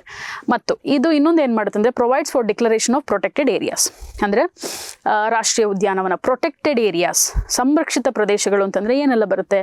ರಾಷ್ಟ್ರೀಯ ಉದ್ಯಾನವನ, ಅಭಯಾರಣ್ಯ, sanctuaries, conservation, community reserves ಎಲ್ಲವೂ ಬರುತ್ತೆ. So ಇಷ್ಟು ನಾವು ಮುಂದೆ ನೋಡ್ತೀವಿ. ಇಷ್ಟನ್ನು ನಾವು ಪ್ರೊಟೆಕ್ಟೆಡ್ ಏರಿಯಾಸ್ ಅಂತ ಕರಿತೀವಿ. ಇದನ್ನು ಎಸ್ಟಾಬ್ಲಿಷ್ ಅಥವಾ ಇದನ್ನು ಸ್ಥಾಪನೆ ಮಾಡುವಂಥ ಅಥವಾ ಘೋಷಣೆ ಮಾಡುವಂಥ ಅಧಿಕಾರ ಈ ಕಾಯ್ದೆಗೆ ಇದೆ, ಅಥವಾ ಇದರಲ್ಲಿ ಕೆಲವೊಂದು ಸಂಸ್ಥೆಗಳೂ ಇದೆ. ಸೊ ಅದರ ಜೊತೆಗೆ ಸ್ಕೆಡ್ಯೂಲ್ಸ್ ಪ್ರಕಾರ ಪ್ರಭೇದಗಳನ್ನು ಕ್ಲಾಸಿಫೈ ಮಾಡ್ತಾರೆ. Classifies species under schedules for graded protection. Graded ಅಂತಂದರೆ ಹಂತವಾರು ರಕ್ಷಣೆ, ಅಂತಂದರೆ ಡಿಗ್ರಿ ಆಫ್ ಪ್ರೊಟೆಕ್ಷನ್. ಯಾವ ಪ್ರಾಣಿಗೆ ಎಷ್ಟು ಸಂರಕ್ಷಣೆ ಬೇಕು, ಅಂದರೆ ಎಲ್ಲ ಪ್ರಾಣಿಗೂ ಸಂರಕ್ಷಣೆ ಬೇಕಾಗಿರುತ್ತೆ, ಬಟ್ ಕೆಲವೊಂದು ಪ್ರಾಣಿಗಳಿಗೆ ತುಂಬ ನಾವು ಪ್ರಾಮುಖ್ಯತೆನ ತೋರಿಸ್ಬೇಕಾಗುತ್ತೆ. ಕೆಲವೊಂದು ಪ್ರಾಣಿಗಳನ್ನು ನಾವು ಸಂರಕ್ಷಣೆ ಮಾಡ್ತೀವಿ, ಆದರೆ ಅದಕ್ಕೆ ಇರುವಂಥ ಒಂದು ಕಾನ್ಸಿಕ್ವೆನ್ಸಸ್, ಅದಕ್ಕೆ ಬೇಕಾಗಿರುವಂಥ ನಿಯಮಗಳು ಸ್ವಲ್ಪ ಬೇರೆ ರೀತಿ ಇರುತ್ತೆ. ಈಗ ಹುಲಿಗಳು, ಆನೆಗಳು, ಸಿಂಹ, ಚಿರತೆ ಇವೆಲ್ಲವೂ ನಮಗೆ ಮುಖ್ಯ ಪ್ರಾಣಿಗಳು, ಯಾಕಂದರೆ ಅದು ಉನ್ನತ ಮಟ್ಟದ ಭಕ್ಷಕ ಅಂತ ಕರಿತೀವಿ ನಾವು, apex predator in the ecosystem. So ಇದಿದ್ರೇ ಇಡೀ ಪರಿಸರ ವ್ಯವಸ್ಥೆಯು ಸಮತೋಲನದಲ್ಲಿ ಇರೋದಕ್ಕೆ ಸಾಧ್ಯ. ಅವುಗಳ ಮೇಲೆ ಜಾಸ್ತಿ ಪ್ರಾಮುಖ್ಯತೆ ಕೊಡ್ತೀವಿ. ಹಾಗಾಗಿ ಅನುಸೂಚಿಗಳ ಆಧಾರದ ಮೇಲೆ ಅನುಸೂಚಿ 1, ಅನುಸೂಚಿ 2, ಅನುಸೂಚಿ 6ರ ತನಕ ಇದೆ ಹಳೆಯದರಲ್ಲಿ. ಈಗ ಹೊಸದಾಗಿ ಅದು ತಿದ್ದುಪಡಿಯಾಗಿದೆ, ಅಮೆಂಡ್ ಆಗಿದೆ ಕಾಯ್ದೆ. ಹಾಗಾಗಿ ಅನುಸೂಚಿ 1ರಿಂದ 6ರ ತನಕ ಅಥವಾ ಅನುಸೂಚಿ 1ರಿಂದ 4ರ ತನಕ ಹೊಸದಾಗಿ ನೋಡೋಕೆ ಹೋದರೆ ಬೇರೆ ಬೇರೆ ಜೀವಿಗಳನ್ನು ಪಟ್ಟಿ ಮಾಡಿದ್ದಾರೆ. ಯಾವ ಜೀವಿಗೆ ಏನು ನಿಯಮಗಳು, ಹೇಗೆ ಅದನ್ನು ಸಂರಕ್ಷಣೆ ಮಾಡ್ತೀವಿ, ಮತ್ತು ಆ ಜೀವಿಗಳಿಗೆ ತೊಂದರೆ ಆದರೆ ಅಥವಾ ನಾವು ವನ್ಯಜೀವಿ ಅಪರಾಧ, ವೈಲ್ಡ್ ಲೈಫ್ ಕ್ರೈಮ್ ಅಂತ ಏನಾದರೂ ಕನ್ಸಿಡರ್ ಅದರದ್ದು ಅಫೆನ್ಸ್ ಅಂತ ಆದರೆ ಅದಕ್ಕೆ ಏನು ಶಿಕ್ಷೆ, ಏನು ದಂಡನೆ, ಅದನ್ನು ನಾವು ನೋಡ್ತೀವಿ. ಸೊ ಅದು ಇದೆ. Regulates and bans wildlife trade also. There is no wildlife killing, wildlife trade also. ಅಕ್ರಮ ಮಾರಾಟ ಇಲ್ಲ. Again there are some special limited exceptions ಅಥವಾ ವಿನಾಯಿತಿಗಳನ್ನು ಇರುತ್ತೆ. ಮತ್ತು ಇದರಲ್ಲಿ 2 ಮಂಡಳಿಗಳು ಅಂತ ಅಂದಾಗ, the board for protection of wildlife, ಅದನ್ನು ನಾವು NBWL ಆ್ಯಂಡ್ SBWL ಅಂತ ಕರಿತೀವಿ. National board for wildlife and state board for wildlife ಅಂತ ಕರಿತೀವಿ. ಸೊ ಅದೊಂದು ರಾಷ್ಟ್ರ ಮಟ್ಟದಲ್ಲಿ ಅಥವಾ ಕೇಂದ್ರ ಮಟ್ಟದಲ್ಲಿ ಮತ್ತು ರಾಜ್ಯ ಮಟ್ಟದಲ್ಲಿ ಇದೆ. ಸೊ ಈ ಒಂದು ಸಂಸ್ಥೆ ಒಂದು ಸ್ಟ್ಯಾಚ್ಯುಟರಿ ಬಾಡಿ ಅಥವಾ ಏನಂತ ಕರಿತೀವಿ, ಶಾಸನಬದ್ಧ ಸಂಸ್ಥೆ. ಶಾಸನಬದ್ಧ ಸಂಸ್ಥೆ ಅಂತ ಹೇಳಿದಾಗ ಒಂದು ಕಾಯ್ದೆ ಅಡಿಯಲ್ಲಿ ಇರುವಂಥ ಒಂದು ಸಂಸ್ಥೆ. ಸೊ ಇದರ ಕೆಲಸ ಏನು? ಇದರ ಒಂದು vice president and vice president or chairman and vice chairman, you can say that. Okay. So ಯಾರಾಗಿರ್ತಾರೆ ಅಂತಂದರೆ ಅಧ್ಯಕ್ಷರು ಮತ್ತು ಉಪಾಧ್ಯಕ್ಷರು. ಯಾರು ಅಧ್ಯಕ್ಷರು? NBWLದು. ಓಕೆ, ಕೇಂದ್ರ ಮಟ್ಟದಲ್ಲಿ ಪ್ರಧಾನಮಂತ್ರಿಗಳು. ಉಪಾಧ್ಯಕ್ಷರು ಯಾರಾಗಿರ್ತಾರೆ? We have union environment minister. Okay. So we have ನಮ್ಮ ಕೇಂದ್ರ ಅರಣ್ಯ ಸಚಿವರು ಏನಾಗಿರ್ತಾರೆ? ಉಪಾಧ್ಯಕ್ಷರು. ಅಧ್ಯಕ್ಷರು ಯಾರು? ನಮ್ಮ ಪ್ರಧಾನಮಂತ್ರಿಗಳು. ಸೊ NBWL ಏನು ಕೆಲಸ ಮಾಡುತ್ತೆ? ಇದು ರಾಷ್ಟ್ರೀಯ ಉದ್ಯಾನವನ, national parks, wildlife sanctuaries, community reserves, ನಾವೇನು ಸಂರಕ್ಷಿತ ಪ್ರದೇಶಗಳು ಅಂತ ಕರಿತೀವಿ, ಅವೆಲ್ಲಗಳ ಘೋಷಣೆ ಮಾಡುವಂಥದ್ದು, ಇನ್ಕ್ಲೂಡಿಂಗ್ ಟೈಗರ್ ರಿಸರ್ವ್ ಘೋಷಣೆ ಇದು ಮಾಡುತ್ತೆ. ಬಟ್ NTCA ಅಂತ ಇನ್ನೊಂದಿದೆ, ಅದನ್ನು ಬೇಕಾದ್ರೆ ನಾವು ಆ್ಯಡ್ ಮಾಡ್ಬೋದು. ನ್ಯಾಷನಲ್ ಟೈಗರ್ ಕನ್ಸರ್ವೇಷನ್ ಅಥಾರಿಟಿ ಅಂತ ನಾವು ಏನು ಕರಿತೀವಿ. ರಾಷ್ಟ್ರೀಯ ಹುಲಿ ಸಂರಕ್ಷಣಾ ಪ್ರಾಧಿಕಾರವೂ ಇದೆ, ಬಟ್ ಅದು ಹುಲಿಗಳಿಗೆ ಎಕ್ಸ್ಕ್ಲೂಸಿವ್ ಆಗಿ, ಸ್ಪೆಸಿಫಿಕ್ ಆಗಿ, ನಿರ್ದಿಷ್ಟವಾಗಿ ಇದೆ. NBWL ಅನ್ನುವಂಥದ್ದು ಎಲ್ಲ ಸಂರಕ್ಷಿತ ಪ್ರದೇಶಗಳ ಘೋಷಣೆ ಮಾಡುವಂಥ ಕೆಲಸವನ್ನು ವಹಿಸುತ್ತೆ. ಅಲ್ಲಿ ಏನು ನಿಯಮಗಳಿರುತ್ತೆ ಅದನ್ನು ಘೋಷಣೆ ಮಾಡುತ್ತೆ. ಸೊ ಅಲ್ಲಿ ಒಂದು ಸಂರಕ್ಷಿತ ಪ್ರದೇಶಗಳ ನಿರ್ವಹಣೆ ಏನಾಗಬೇಕು ಅನ್ನುವಂಥದ್ದು NBWL ನೋಡುತ್ತೆ. ಇದು ಮುಖ್ಯ ಅನುಮತಿ ಕೊಡುವಂಥ ಒಂದು ಏಜೆನ್ಸಿ, ಸಂಸ್ಥೆ. SBWL ಏನು ಮಾಡುತ್ತೆ? ರಾಜ್ಯ ಮಟ್ಟದಲ್ಲಿ ಕೆಲಸ ಮಾಡುತ್ತೆ. ಸೊ SBWL ರಾಜ್ಯ ವನ್ಯಜೀವಿ ಮಂಡಳಿಯ ಕೆಲಸ ಏನು, ಅಥವಾ ಅಧ್ಯಕ್ಷರು ಉಪಾಧ್ಯಕ್ಷರು ಯಾರು ಅಂತ ನೋಡಿದಾಗ, ಅಧ್ಯಕ್ಷರು ಏನು ಆಯಾ ರಾಜ್ಯಗಳ CM ಚೀಫ್ ಮಿನಿಸ್ಟರ್, ಓಕೆ, ಮುಖ್ಯಮಂತ್ರಿಗಳು, ಮತ್ತು ಉಪಾಧ್ಯಕ್ಷರು ಯಾರಾಗಿರ್ತಾರೆ, ರಾಜ್ಯ ಅರಣ್ಯ ಸಚಿವರು, ಸ್ಟೇಟ್ ಎನ್ವೈರನ್ಮೆಂಟ್ ಮಿನಿಸ್ಟರ್ ಆಗಿರ್ತಾರೆ. ಸೊ ಇದರ ಕೆಲಸ ಏನು, establishes it also establishes protected area. Same thing SBWL ಏನು ಮಾಡ್ಬೋದು, it has to ask the permission of NBWL. ಏನೇ ರಾಜ್ಯ ಮಟ್ಟದಲ್ಲಿದ್ದರೂ ಒಂದು ಡಿಸೆಂಟ್ರಲೈಸ್ಡ್ ಸಿಸ್ಟಮ್ ಅಥವಾ ಸೆಟಪ್ ಅಂತ ನಾವು ಹೇಳ್ಬೋದು. ಓಕೆ, ಕೊನೆಯದಾಗಿ ಹೇಳಿದ್ರೆ ವನ್ಯಜೀವಿ ಅಪರಾಧಗಳಿಗೆ ದಂಡ ವಿಧಿಸುವುದು, prescribes penalties for wildlife. ಈ ಒಂದು ಕಾಯ್ದೆ ಏನು ಮಾಡುತ್ತೆ, ದಂಡನೆಯನ್ನು ವಿಧಿಸುತ್ತೆ. ಈಗಾಗಲೇ ಅದನ್ನು ಮೆನ್ಷನ್ ಮಾಡಿದ್ದೀನಿ. ಇದು ಮುಖ್ಯ ಅಂಶಗಳು. ಇದನ್ನು ನಾವು 4-5 ಪಾಯಿಂಟಲ್ಲಿ ಕಲ್ತ್ಕೊಳ್ಳೋಕ್ಕಾಗಲ್ಲ. ಇದೊಂದು ಕಾಯ್ದೆ, ನಮಗೆ ಕಾಯ್ದೆಯಲ್ಲಿ ತುಂಬ ದೊಡ್ಡ ಡಾಕ್ಯುಮೆಂಟ್ ಅಂತ ನಮಗೆ ಗೊತ್ತಿರುತ್ತೆ. ಅದರ ಒಂದು ಕ್ರಕ್ಸ್ ಅಂತ ಸಮ್ಮರಿ ಅಂತ ನಾವು ಹೇಳ್ಬೋದು. ಇಷ್ಟು ಬರುತ್ತೆ ಇದರಲ್ಲಿ. Okay, so coming to the current amendment ಅಂತ ಅಂದಾಗ, ವಾಟ್ ಆರ್ ದ ಅಮೆಂಡ್ಮೆಂಟ್ಸ್ ಅಂತ ಅಂದಾಗ, wildlife protection act of 2022 ಇತ್ತೀಚೆಗೆ ಆದಂಥ ಒಂದು ತಿದ್ದುಪಡಿಯಲ್ಲಿ ಏನೆಲ್ಲ ಬದಲಾವಣೆ ಆಗಿದೆ. ಆಲ್ಮೋಸ್ಟ್ ಎಲ್ಲ ಸೇಮ್ ಇರುತ್ತೆ. ಒಂದೊಂದು ಚಾಪ್ಟರ್ಸ್ ಅಥವಾ ಅದರಲ್ಲಿ ಬರುವಂಥ ವಾಟ್ ಯು ಕಾಲ್ ಡೆಫಿನಿಷನ್ಸ್, ವ್ಯಾಖ್ಯಾನಗಳ ಬದಲಾವಣೆ ಆಗಿರ್ಬೋದು, ಒಂದು ಹೊಸ ಚಾಪ್ಟರ್ನ ಆ್ಯಡ್ ಮಾಡಿರ್ಬೋದು, ಅಥವಾ ಏನಾದರೂ ರಿಮೂವ್ ಮಾಡಿರ್ತಾರೆ, ಅದೇ ತಿದ್ದುಪಡಿ ಅಂತ ನಾವು ಹೇಳ್ತೀವಿ ಅಲ್ವಾ. ಸೊ ಅದರಲ್ಲಿ ಕೆಲವೊಂದು ಅಂಶಗಳನ್ನು ನಾನಿಲ್ಲಿ ಹೇಳಕ್ಕೆ ಇಷ್ಟಪಡ್ತೀನಿ. ಸೊ ಅಲೈನ್ಸ್ ಇಂಡಿಯನ್ ಲಾ, ಅಥವಾ ನಮ್ಮ ಒಂದು ಆ್ಯಕ್ಟ್ ಒಂದು ಅಂತಾರಾಷ್ಟ್ರೀಯ ಸಮ್ಮೇಳನದ ಜೊತೆ ಹೊಂದಾಣಿಕೆ ಮಾಡ್ಕೊಳ್ತಾ ಇದೆ. ಯಾವುದದು ಅಂತಾರಾಷ್ಟ್ರೀಯ ಸಮ್ಮೇಳನ, ಸೈಟ್ಸ್ ಅಂತ ಕರಿತೀವಿ ನಾವು. ಮುಂದಕ್ಕೆ ಕನ್ವೆನ್ಷನ್ ಜೊತೆಗೆ ಓದ್ತೀವಿ ಅದನ್ನು. Convention on international trade in endangered species. ಇದೊಂದು ಅಂತಾರಾಷ್ಟ್ರೀಯ ಮಟ್ಟದ ಸಮ್ಮೇಳನವಾಗಿದ್ದು, ಕನ್ವೆನ್ಷನ್ ಆಗಿದ್ದು, ಭಾರತಕ್ಕೆ ಯಾವುದೇ ಒಂದು ಕಮಿಟ್ಮೆಂಟ್ ಇಲ್ಲ. ಭಾರತ ಇಷ್ಟ ಬಂದ ಹಾಗೆ ಅದಕ್ಕೆ ತಕ್ಕ ಹಾಗೆ ಅದು ರೂಲ್ಸ್ ಆ್ಯಂಡ್ ರೆಗ್ಯುಲೇಷನ್ಸ್ ಮಾಡ್ಬೋದು. ಬಟ್ ನಮ್ಮ ದೇಶದಲ್ಲಿ ಒಂದು ವನ್ಯಜೀವಿ ಸಂರಕ್ಷಣೆಗೆ ಯಾವ ರೀತಿ ಕಮಿಟ್ಮೆಂಟ್ ಇದೆ ಅಂತಂದರೆ, ಸೈಟ್ಸ್ ಅನ್ನುವಂಥ ಕನ್ವೆನ್ಷನ್ನ ನಾವು ಅಳವಡಿಕೆ ಮಾಡ್ಕೋಬೇಕು ಅನ್ನುವಂಥದ್ದು ಏನೂ ಇಲ್ಲ, ಇಂಪ್ಲಿಮೆಂಟ್ ಮಾಡಬೇಕು ಅಂತ ಏನೂ ಇಲ್ಲ, ಯಾವ ರಾಷ್ಟ್ರಗಳು ಮಾಡಿಲ್ಲ. But we have done it because to make sure that ಬರೀ ಒಳಗೆ ಮಾತ್ರ ಅಲ್ಲ, ನಮ್ಮ ದೇಶದ ಒಳಗೆ ಮಾತ್ರ ಅಲ್ಲ, ನಾವು ಇಂಟರ್ನ್ಯಾಷನಲ್ ಟ್ರೇಡ್ ಅಥವಾ ವ್ಯಾಪಾರ ಅಂತ ಏನು ಕರಿತೀವಿ, ವ್ಯಾಪಾರ ಯಾಕೆ ಮಾಡ್ತೀವಿ, ರಿಸರ್ಚ್ ಆ್ಯಂಡ್ ಎಜುಕೇಷನ್ ಆಗಿರ್ಬೋದು, ಫಾರ್ ಎಕನಾಮಿಕ್ ಪರ್ಪಸ್, ಆರ್ಥಿಕವಾಗಿ ನಾವು ಮಾಡ್ಬೋದು, ಅದಕ್ಕೆ ಅನುಮತಿ ಇದೆ. ಆದರೆ ಅದು ರೆಗ್ಯುಲೇಟೆಡ್ ಟ್ರೇಡ್ ಆಗಿರಬೇಕು, ವೆಲ್ ಮಾನಿಟರ್ಡ್ ಟ್ರೇಡ್ ಆಗಿರಬೇಕು, ರೂಲ್ಸ್ ಪ್ರಕಾರ ಹೋಗಬೇಕು. ಸೊ ಇದನ್ನು ನಾವು ಇಲ್ಲಿ ಅಳವಡಿಸ್ಕೊಂಡ್ರೆ ಏನಾಗುತ್ತೆ, ಅಂತಾರಾಷ್ಟ್ರೀಯ ಮಟ್ಟದಲ್ಲಿ ಅಥವಾ ರಾಷ್ಟ್ರೀಯ ಮಟ್ಟದಲ್ಲಿ ಯಾವುದೇ ಒಂದು ವನ್ಯಜೀವಿ ಅಪರಾಧಗಳನ್ನು ತಡೆಗಟ್ಟಬಹುದು, ಅಕ್ರಮ ಮಾರಾಟವನ್ನು ತಡೆಗಟ್ಟಬಹುದು ಅಂತ ನಾವು ಅದರ ರೂಲ್ಸನ್ನು ಇದರೊಳಗೆ ಹಾಕೊಂಡ್ಬಿಟ್ಟಿದ್ದೀವಿ. That is the first highlight. Okay, ಒಂದು ಅಂತಾರಾಷ್ಟ್ರೀಯ ಮಟ್ಟದ ಒಂದು ಸಮ್ಮೇಳನವನ್ನು ಈ ಕಾಯ್ದೆಯಲ್ಲಿ ನಾವು ಅಳವಡಿಸ್ಕೊಂಡಿದ್ದೀವಿ. That is the first point. Second thing is rationalises schedules. ನಾನು ಈ ಮುಂಚೆ ಹೇಳಿದೆ, ನಮ್ಮ ಹಳೆಯ ಕಾಯ್ದೆಯಲ್ಲಿ ತಿದ್ದುಪಡಿ ಆಗೋಕ್ಕಿಂತ ಮುಂಚೆ 6 ಅನುಸೂಚಿಗಳು, ಶೆಡ್ಯೂಲ್ಗಳು ಇತ್ತು. Schedule 1, 2, 3, 4, 5, 6, wherein every schedule speaks about different species, list of species, ಯಾವುದಕ್ಕೆ ಹೆಚ್ಚು ಪ್ರೊಟೆಕ್ಷನ್ ಕೊಡುತ್ತೆ, ಡಿಗ್ರಿ ಆಫ್ ಪ್ರೊಟೆಕ್ಷನ್ ಬೇಸಿಸ್ ಮೇಲೆ. For example, schedule 1 and 2 highest protection, highest penalty ಏನಾದರೂ ಅದಕ್ಕೆ ವನ್ಯಜೀವಿ ಅಪರಾಧ ಕಂಡು ಬಂದಲ್ಲಿ.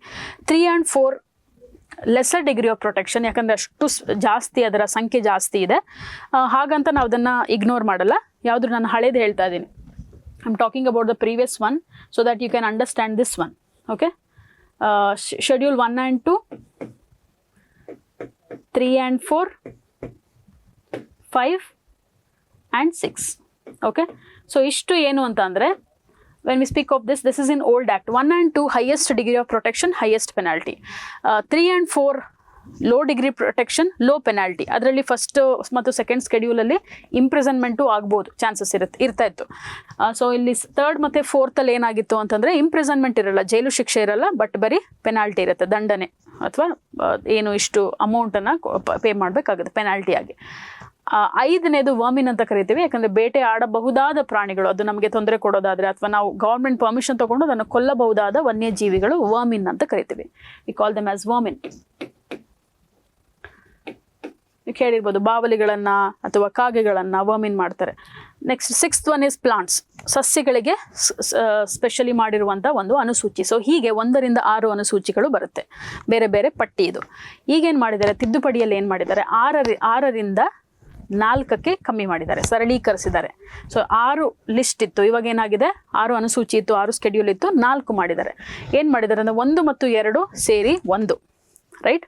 1, 2, 3, 4 is the combination of, we have only 4 schedules in the new amendment act, wherein it is the combination, 1 is the combination of 1 and 2, 2 is the combination of 3 and 4. ವರ್ಮಿನ್ is been removed, ಅದನ್ನು ತಿದ್ದುಪಡಿಯಲ್ಲಿ ಇಟ್ಟಿದ್ದಾರೆ, but ಅದನ್ನು ಅನುಸೂಚಿಯಲ್ಲಿ ಹಾಕಿಲ್ಲ, ಅದನ್ನು ತೆಗೆದುಬಿಟ್ಟಿದ್ದಾರೆ ಕಂಪ್ಲೀಟಾಗಿ. 3ನೇದು plants ಹಾಕಿದ್ದಾರೆ, which is 6th under old act. And 4ನೇದು ಸೈಟ್ಸಲ್ಲಿ ಬರುವಂಥ ನಿಯಮಗಳನ್ನು ಹಾಕಿದ್ದಾರೆ. ಹೀಗಾಗಿ ಡಿಫ್ರೆನ್ಸ್ ಏನು ಅಂತಂದರೆ, ಹಳೆ ಕಾಯ್ದೆಯಲ್ಲಿ 6 ಅನುಸೂಚಿ ಇತ್ತು, ಈಗ ಇದರಲ್ಲಿ 4 ಅನುಸೂಚಿಗಳು ಬರುತ್ತೆ. ಓಕೆ, ಮತ್ತು ಅದರ ಜೊತೆಗೆ ಏನು ಮಾಡಿದ್ದಾರೆ, ದಂಡ ಹಾಗೂ ಅನುಷ್ಠಾನ ವ್ಯವಸ್ಥೆಯನ್ನು ಕಠಿಣಗೊಳಿಸಿ ಪರಿಣಾಮಕಾರಿತ್ವವನ್ನು ಹೆಚ್ಚಿಸುತ್ತದೆ. ಏನು ಅಂತಂದರೆ, ಮುಂಚೆ ಪೆನಾಲ್ಟಿ ಆಗಿರಲಿ, ಜೈಲು ಶಿಕ್ಷೆ ಆಗಿರಲಿ ಇತ್ತು, ಬಟ್ ಇನ್ನೂ ಅದನ್ನು ತೀಕ್ಷ್ಣವಾಗಿ, ಇನ್ನೂ ಸೀರಿಯಸ್ ಆಗಿ, ಸಿವಿಯರ್ ಆಗಿ ಕನ್ಸಿಡರ್ ಮಾಡಲಿ ಅಂತ ಶಿಕ್ಷೆಯನ್ನು ಇನ್ನೂ ಹೆಚ್ಚು ಮಾಡಿದ್ದಾರೆ, ದಂಡವನ್ನು ಇನ್ನೂ ಹೆಚ್ಚು ಮಾಡಿ, ಪೆನಾಲ್ಟಿಯನ್ನು ಇನ್ನೂ ಇನ್ಕ್ರೀಸ್ ಮಾಡಿದ್ದಾರೆ ಹೆಚ್ಚಾಗಿ. Maybe it goes up to minimum, it starts from ಮುಂಚೆ ಎಲ್ಲ 5,000ದಿಂದ ಶುರುವಾಗ್ತಿತ್ತು, ಇವಾಗ ಒಂದು 20,000ದಿಂದ 25,000ಇಂದ ಶುರುವಾಗುತ್ತೆ. It can go up to lakhs together. ಹೀಗೆ ಮಾಡಿದ್ರೆ ಏನಾಗುತ್ತೆ, ಆ ಸ್ಟ್ರಿಕ್ಟ್ನೆಸ್, ಆ ಅನುಷ್ಠಾನ ಏನು ಮಾಡ್ತೀವಿ ನಾವು ಭಾರತದಲ್ಲಿ, ಅದು ಇನ್ನೂ ಸ್ಟ್ರಿಕ್ಟ್ ಆಗಿ ಗಂಭೀರವಾಗಿ ತೆಗೆದುಕೊಳ್ತಾರೆ ಅನ್ನುವಂಥ ಉದ್ದೇಶದಲ್ಲಿ.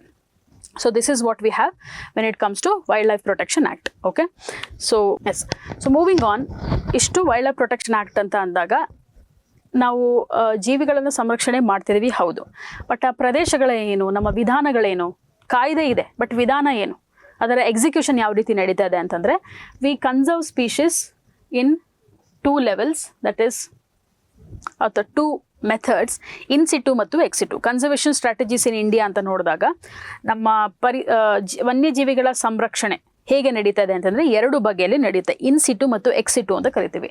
ಸ್ವಸ್ಥಾನ ಮತ್ತು ಪರಸ್ಥಾನ. ಸ್ವಸ್ಥಾನ ಅಂತಂದರೆ ಜೀವಿಗಳನ್ನು, ಪ್ರಭೇದಗಳನ್ನು ಅಥವಾ ಜಾತಿಗಳನ್ನು ಅವುಗಳ ನೈಸರ್ಗಿಕ ಆವಾಸ ಸ್ಥಾನದಲ್ಲಿ ಸಂರಕ್ಷಿಸುವುದು. ಅದು ಎಲ್ಲಿರುತ್ತೆ, ಅದು ಕಾಡಲ್ಲಿರ್ಬೋದು ಅಥವಾ ಸರೋವರಗಳಲ್ಲಿರ್ಬೋದು, ಬೆಟ್ಟಗಳಲ್ಲಿರ್ಬೋದು, ಅವುಗಳನ್ನೇ ಇನ್ನೂ ಭದ್ರಪಡಿಸಿ ಆ ಜೀವಿಗಳನ್ನು ಸಂರಕ್ಷಣೆ ಮಾಡುವುದಕ್ಕೆ ನಾವು ಇನ್ಸಿಟ್ಟು ಅಂತ ಕರಿತೀವಿ, ಸ್ವಸ್ಥಾನ. ಪರಸ್ಥಾನ ಅಂತ ಅಂದರೆ ಆರ್ಟಿಫಿಷಿಯಲ್ ಹ್ಯಾಬಿಟೇಟ್, ಕೃತಕವಾಗಿ ಮಾಡಿರುವಂಥ ಒಂದು ಆವಾಸ ಸ್ಥಾನದಲ್ಲಿ ಜೀವಿಗಳ ಸಂರಕ್ಷಣೆ. ಸೊ ಒಂದು ಸ್ವಾಭಾವಿಕ ಆವಾಸ ಸ್ಥಾನ, ನೈಸರ್ಗಿಕ ಆವಾಸ ಸ್ಥಾನ, ಕಾಡಲ್ಲಿದ್ದರೆ ಅವುಗಳನ್ನೇ ಭದ್ರಪಡಿಸುವುದು ಮತ್ತು ಅವುಗಳನ್ನಲ್ಲಿ ಸಂರಕ್ಷಿಸುವುದು. ಇನ್ನೊಂದು ಕಡೆ ಅವುಗಳು ಆ ಆವಾಸ ಸ್ಥಾನದಲ್ಲಿ ಇರಲು ಯೋಗ್ಯವಲ್ಲ ಅಥವಾ ಅಲ್ಲಿ ತೊಂದರೆಗಳಿದೆ ಅಂತಂದಾಗ ಅದನ್ನು ಬೇರೆ ಕಡೆ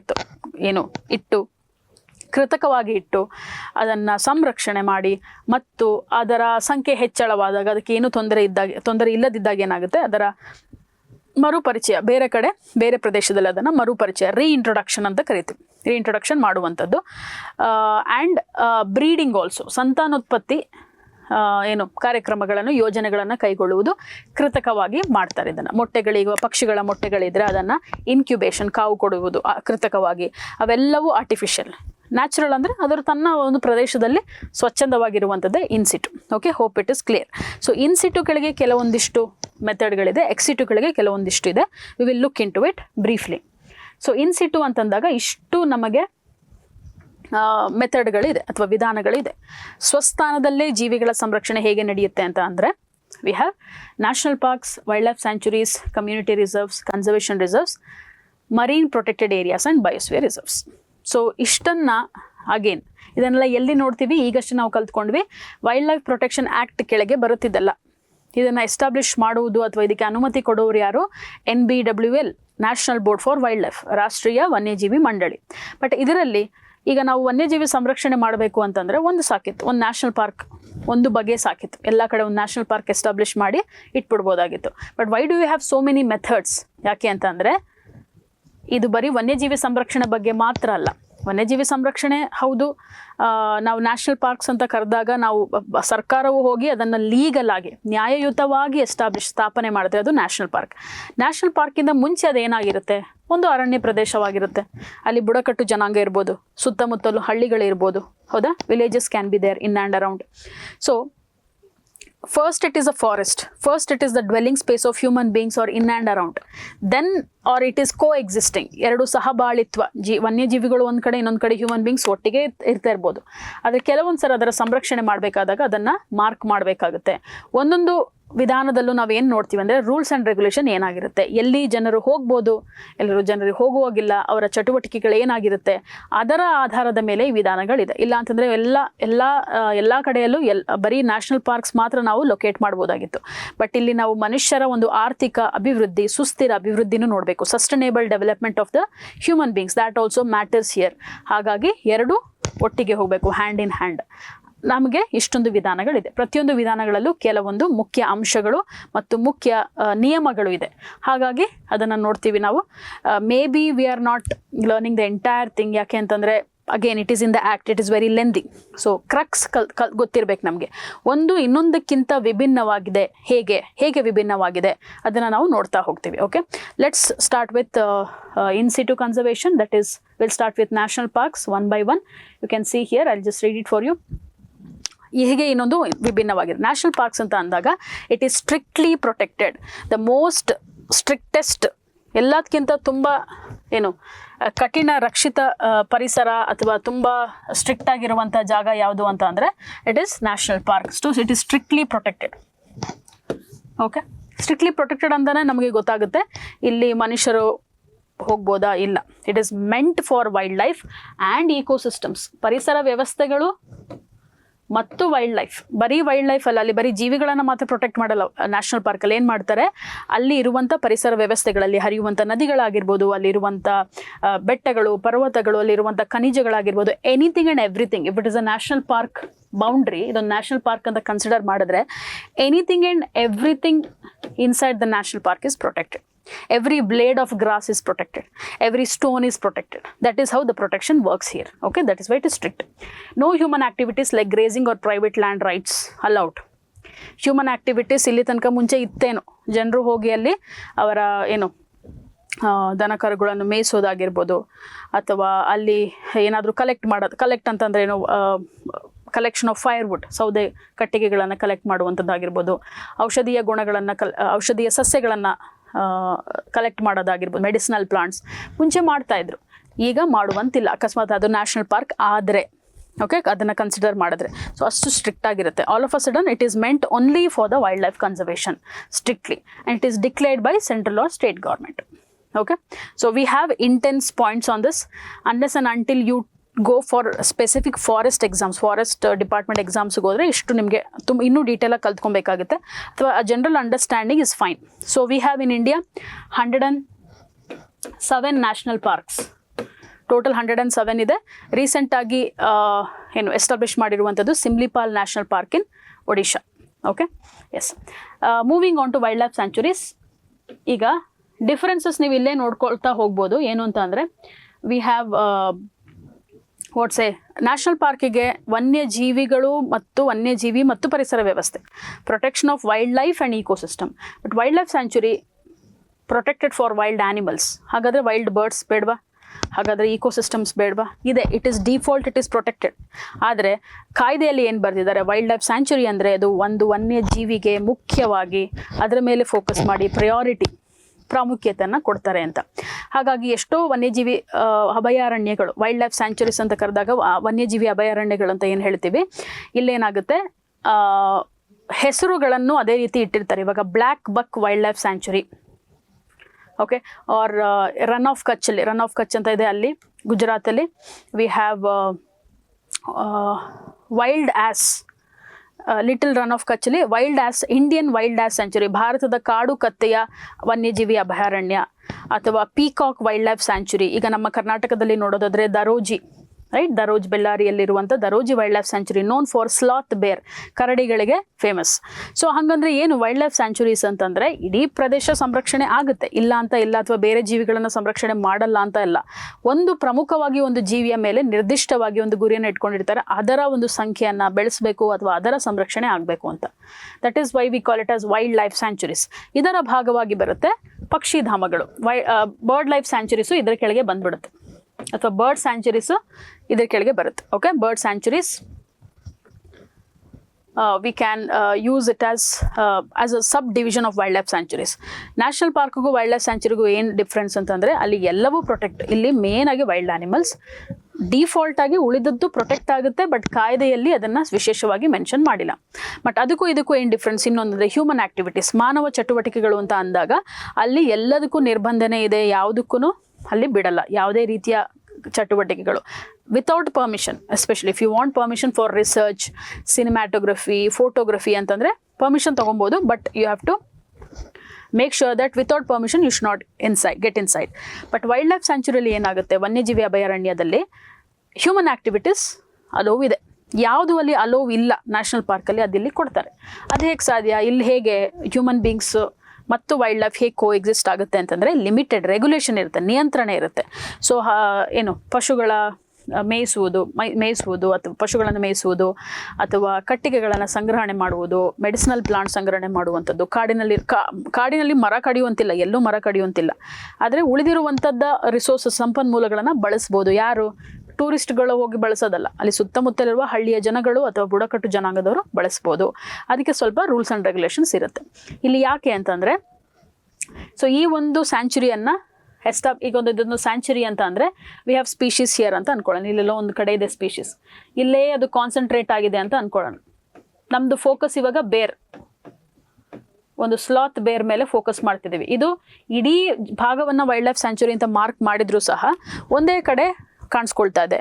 so it is completely fine and people are living outside this region. ಇಲ್ಲಿ ಹಳ್ಳಿಗಳಿರ್ಬೋದು. ಸೊ ಈ ಜನರು ಈ ಪ್ರದೇಶವನ್ನು ಉಪಯೋಗಿಸೋದಕ್ಕೆ ಅನುಮತಿ ಕೊಡ್ತಾರೆ, they can use it because ಅಲ್ಲಿ ಇದಿಲ್ಲ. ಆದರೆ ಕೆಲವೊಂದು ಸರಿ ಅದು ಮೈಗ್ರೇಟ್ ಆಗಿನೂ ಬರ್ಬೋದು. ಸೊ ಹಾಗಾಗಿ ಅದನ್ನು ವಿಶಾಲವಾಗಿ ಹಾಗೆ ಬಿಟ್ಬಿಟ್ಟಿರ್ತಾರೆ. So the boundaries are not fixed here. One more point to add, boundaries open ಆಗಿ ಇಟ್ಕೊಂಡಿರ್ತಾರೆ. ಯು ನೆವರ್ ನೋ ಈ ಸ್ಲಾತ್ ಬೇರ್ಗೆ ಎಲ್ಲಿ ಹೋಗ್ಬೇಕಂತ ಅನ್ಸುತ್ತೆ, ನಮಗೆ ಗೊತ್ತಿಲ್ಲ. So boundaries are for us human beings, not for animals, right? So they can go end up there. ಅದು ಇದರಿಂದ ಇನ್ನೂ ಆಚೆನೆ ಹೋಗೋಕ್ಕೆ ಟ್ರೈ ಮಾಡ್ಬೋದು. ಆಗ ಆಲ್ಟ್ರೇಷನ್ ಬೇಕಾಗುತ್ತೆ, ವೈಲ್ಡ್ ಲೈಫ್ ಸ್ಯಾಂಚುರಿನ ಆಲ್ಟರ್ ಮಾಡಬೇಕಾಗುತ್ತೆ. ಅರ್ಥ ಆಗ್ತಿದೆಯಲ್ವಾ? So here in this case it is less strict then national parks. ಯಾಕಂದರೆ ಲಿಬರ್ಟಿ ಇದೆ, ಅವರು ಕೆಲವು ಮಾನವ ಚಟುವಟಿಕೆಗಳಿಗೆ ಅನುಮತಿ ಇದೆ. Even fishing is allowed as per the new amendment. Subsistence fishing is allowed. ಸುಸ್ಥಿರ ಜೀವನಾಧಾರದ ಮೀನುಗಾರಿಕೆ, ಅವರ ಒಂದು ಉಪಯೋಗಕ್ಕೆ ಮೀನುಗಾರಿಕೆ ಮಾಡಿಕೊಂಡ್ರೆ ಇಟ್ ಈಸ್ ಅಲೌಡ್. ಮುಂಚೆ ಏನಾಗಿತ್ತು, ಅಮೆಂಡ್ಮೆಂಟ್ಗಿಂತ ಮುಂಚೆ ಯಾವ ರೀತಿಯ ಮೀನುಗಾರಿಕೆನೂ ಅಲೌಡ್ ಇರಲಿಲ್ಲ. Okay, so this is how it works in wildlife sanctuaries. And today in India we have how many? Almost 573 wildlife sanctuaries. 573 wildlife sanctuaries in India. Okay, so ಇದು difference. Next ಒಂದು ನಾವು ನೋಡೋದಾದರೆ ಕಮ್ಯುನಿಟಿ ರಿಸರ್ವ್ಸ್. ಕಮ್ಯುನಿಟಿ ಮತ್ತು conservation ರಿಸರ್ವ್ನ ಒಂದು ಮುಖ್ಯ ಅಥವಾ main ಒಂದು common element ಅಂತ ನೋಡಿದಾಗ, ಇದನ್ನು ಒಂದು ಅಮೆಂಡ್ಮೆಂಟ್ ಮಾಡಿ 2002ರಲ್ಲಿ ಒಂದು ತಿದ್ದುಪಡಿ ಆಗುತ್ತೆ. ವೈಲ್ಡ್ ಲೈಫ್ ಪ್ರೊಟೆಕ್ಷನ್ ಈಗೇನು 2022ರಲ್ಲಾಗಿದೆ, 2002ರಲ್ಲಿ ಒಂದು ತಿದ್ದುಪಡಿ ನಡೆಯುತ್ತೆ. ಅಲ್ಲಿಂದ ಉಂಟಾದಂಥ ಒಂದು ಪ್ರೊಟೆಕ್ಟೆಡ್ ಏರಿಯಾ, ಸಂರಕ್ಷಿತ ಪ್ರದೇಶ ಅಂತ ಕರಿಬೋದು. ಇದೆಲ್ಲವೂ ಸಂರಕ್ಷಿತ ಪ್ರದೇಶವೇ, ಇವೆಲ್ಲವೂ ಸ್ವಸ್ಥಾನವೇ. National parks, wildlife sanctuaries, ವನ್ಯಜೀವಿ ಅಭಯಾರಣ್ಯ, ಕಮ್ಯುನಿಟಿ ರಿಸರ್ವ್ಸ್ ಅಂತಂದರೆ ಸಮುದಾಯ ಸಂರಕ್ಷಿತ ಪ್ರದೇಶಗಳು. ಸಮುದಾಯ ಸಂರಕ್ಷಿತ ಪ್ರದೇಶಗಳು ಅಂತ ಅಂದಾಗ, ಸಮುದಾಯ ಕಮ್ಯುನಿಟಿ ಅಂತ ಬಂದಾಗ we include people here. So ಇದೇನು ಕಮ್ಯುನಿಟಿ ರಿಸರ್ವ್ ಅಂದರೆ ಏನು? ಯೂಶ್ವಲಿ ಈ ಒಂದು ಜಾಗ ಸರ್ಕಾರದ ಸ್ವತ್ತಲ್ಲ. ನ್ಯಾಷನಲ್ ಪಾರ್ಕ್ ಮತ್ತು ವೈಲ್ಡ್ ಲೈಫ್ ಸ್ಯಾಂಚುರಿ ಸರ್ಕಾರದ ಸ್ವತ್ತಾಗಿರುತ್ತೆ, ಭೂಮಿ ಅವ್ರದ್ದೇ ಆಗಿರುತ್ತೆ, and they will protect the wildlife. But ಇಲ್ಲಿ ಕಮ್ಯುನಿಟಿ ರಿಸರ್ವ್ ಅಂತ ಬಂದಾಗ ಮನುಷ್ಯರು ಇರುವಂಥ ಅವರ ಒಂದು ಪ್ರೈವೇಟ್ ಅಥವಾ ಖಾಸಗಿ ಭೂಮಿ ಆಗಿರುತ್ತೆ. ಅಲ್ಲಿ ವನ್ಯಜೀವಿಗಳು ಬರ್ಬೋದು, ಅಲ್ಲಿ ಸಂಪನ್ಮೂಲಗಳಿರ್ಬೋದು, ಅದರ ಒಂದು ಸಂರಕ್ಷಣೆ ಬೇಕಾಗುತ್ತೆ. ಆಗ ಏನು ಮಾಡ್ತಾರೆ, ಜನರೇ ಹೋಗಿ ಸರ್ಕಾರದ ಒಂದು ಅನುಮತಿ ಕೇಳಿ ಅಥವಾ ಅವರಿಗೆ ಒಂದು ಒತ್ತು ನೀಡಿ ಈ ಒಂದು ಪ್ರದೇಶವನ್ನು ನೀವು ಕಮ್ಯುನಿಟಿ ರಿಸರ್ವ್, ಸಮುದಾಯ ಸಂರಕ್ಷಿತ ಪ್ರದೇಶವಾಗಿ ಮಾಡಬೇಕು. ಯಾಕೆ ಅಂತಂದರೆ ಇಲ್ಲಿರುವಂಥ ಜೀವಿಗಳ ಸಂರಕ್ಷಣೆ ಮುಖ್ಯವಾಗುತ್ತೆ ಅಂತ ಹೇಳ್ತಾರೆ. ಸೊ ಇಲ್ಲೇನಾಗುತ್ತೆ, conservation on community or private land, their own land, maybe one person or one village, managed by local communities, ಅವರೇ ಮ್ಯಾನೇಜ್ ಮಾಡ್ತಾರೆ. Promotes what community participation, local participation, ಜನರ ಒಂದು ಭಾಗವಹಿಸುವಿಕೆ ಇರುತ್ತೆ. ಕಾನ್ಸೆಪ್ಟ್ ಏನಂತ ಅಂದರೆ, ಇದು ಒಂದು ವನ್ಯ ಅಥವಾ ಕಾಡಿನ ಪ್ರದೇಶವಲ್ಲ, ಇದು ಒಂದು ಹಳ್ಳಿ ಆಗಿರ್ಬೋದು, ಇದು ಒಂದು ಲೇಕ್ ಆಗಿರ್ಬೋದು, ಏನಾದರೂ ಆಗಿರ್ಬೋದು. ಸೊ ಇಲ್ಲಿ ಈ ಹಳ್ಳಿಯಲ್ಲಿ ಕೆಲವೊಂದು ವನ್ಯಜೀವಿಗಳು ಇರ್ಬೋದು, ಅಥವಾ ಈ ಸಮುದಾಯಕ್ಕೆ ಅದು ಒಂದು ಸೇಕ್ರೆಡ್, ಒಂದು ಪವಿತ್ರ ಪ್ರಾಣಿ ಅಥವಾ ಪಕ್ಷಿಯಾಗಿ ಅದನ್ನು ನೋಡ್ತಾ ಇರ್ಬೋದು ಅವರು. For example Bishnoi community in Rajasthan, ಬಿಷ್ಣೋಯಲ್ಲಿ ಇರುವಂಥ ಒಂದು ಸಮುದಾಯ, ಅವರಿಗೆ ಬ್ಲ್ಯಾಕ್ ಬಕ್, ಕೃಷ್ಣ ಮೃಗ ಅನ್ನುವಂಥದ್ದು ಒಂದು ಒಂದು ಪವಿತ್ರ ಪ್ರಾಣಿಯವರು, sacred, they worship it. So ಅದರ ಒಂದು ಸಂರಕ್ಷಣೆಗಾಗಿ ಇಡೀ ಈಗ ಬಿಷ್ಣೋಯ್ ಹಳ್ಳಿಯನ್ನು ನಾವು ಕಮ್ಯುನಿಟಿ ರಿಸರ್ವ್ ಅಂತ ಮಾಡಿದ್ದಾರೆ ಗೌರ್ಮೆಂಟ್, ಅಥವಾ long back because of Salman Khan's case and all that. So ಈ ರೀತಿಯಾಗಿ ಹಲವಾರು ಕಮ್ಯುನಿಟಿ ರಿಸರ್ವ್ಸ್ ಇದೆ ಭಾರತದಲ್ಲಿ. ಇದು maintained by, that is managed by people but governed by law. So ನ್ಯಾಯಯುತವಾಗಿ ನಮಗೆ ಒಂದು ಲೀಗಲ್ ಐಡೆಂಟಿಟಿ ಸಿಕ್ಕಿದಾಗ ಏನಾಗುತ್ತೆ, ಅಲ್ಲಿ ಯಾವುದೇ ಒಂದು ಅಕ್ರಮ ನಡೆಯುವುದು ಕಮ್ಮಿ ಆಗುತ್ತೆ. That is a whole concept. So ಈ ಭೂಮಿ ಜನರಿಗೆ ಸೇರಿದ್ದು, ಅಲ್ಲಿ ಕಾಡು ಪ್ರಾಣಿಗಳು ಇದೆ, ಜನರು ಇದ್ದಾರೆ, ಅದೊಂದು ಹಳ್ಳಿನೂ ಆಗಿದೆ, ಅದಕ್ಕೊಂದು ಸಂರಕ್ಷಣೆ ಬೇಕು ಅಂತ ಮಾಡಿರುವಂಥದ್ದು. This is called as community reserve. And in India we have an number of it. And maybe I can to add a fact, Nagaland has the highest number of community reserve. ಸಮುದಾಯ ಸಂರಕ್ಷಿತ ಪ್ರದೇಶಗಳು ಅಂತ ಹೇಳಿದಾಗ ನಾಗಾಲ್ಯಾಂಡಲ್ಲಿ ಹೆಚ್ಚು community reserves ಇದೆ. Okay, so moving on to the next one, the other 3 conservation reserve. ಈಗ ನಾನು ಹೇಳಿದೆ 2002ರಲ್ಲಿ ತಿದ್ದುಪಡಿ ಮಾಡಿ ಕಮ್ಯುನಿಟಿ ಮತ್ತು ಕನ್ಸರ್ವೇಷನ್ ರಿಸರ್ವ್ನ ಆ್ಯಡ್ ಮಾಡ್ತಾರೆ. ಬರೀ 2002 ತನಕ ಯಾವ್ದು ಮಾತ್ರ ಇತ್ತು? We had only wild life sanctuaries and national park ಅಷ್ಟೇ ಇತ್ತು ಭಾರತದಲ್ಲಿ. ಇದೆರಡನ್ನ ಆಮೇಲೆ ಆ ನಂತರ ಆ್ಯಡ್ ಮಾಡಿರುವಂಥದ್ದು. ಕಮ್ಯುನಿಟಿ ರಿಸರ್ವ್ನ ನೋಡಿದ್ದೀವಿ, ಅದೊಂದು ಖಾಸಗಿ ಭೂಮಿಯಾಗಿದ್ದು ಅಲ್ಲಿ ಬೇಕಾಗಿರುವಂಥ ಸಂರಕ್ಷಣೆ ಮಾಡ್ತಾರೆ.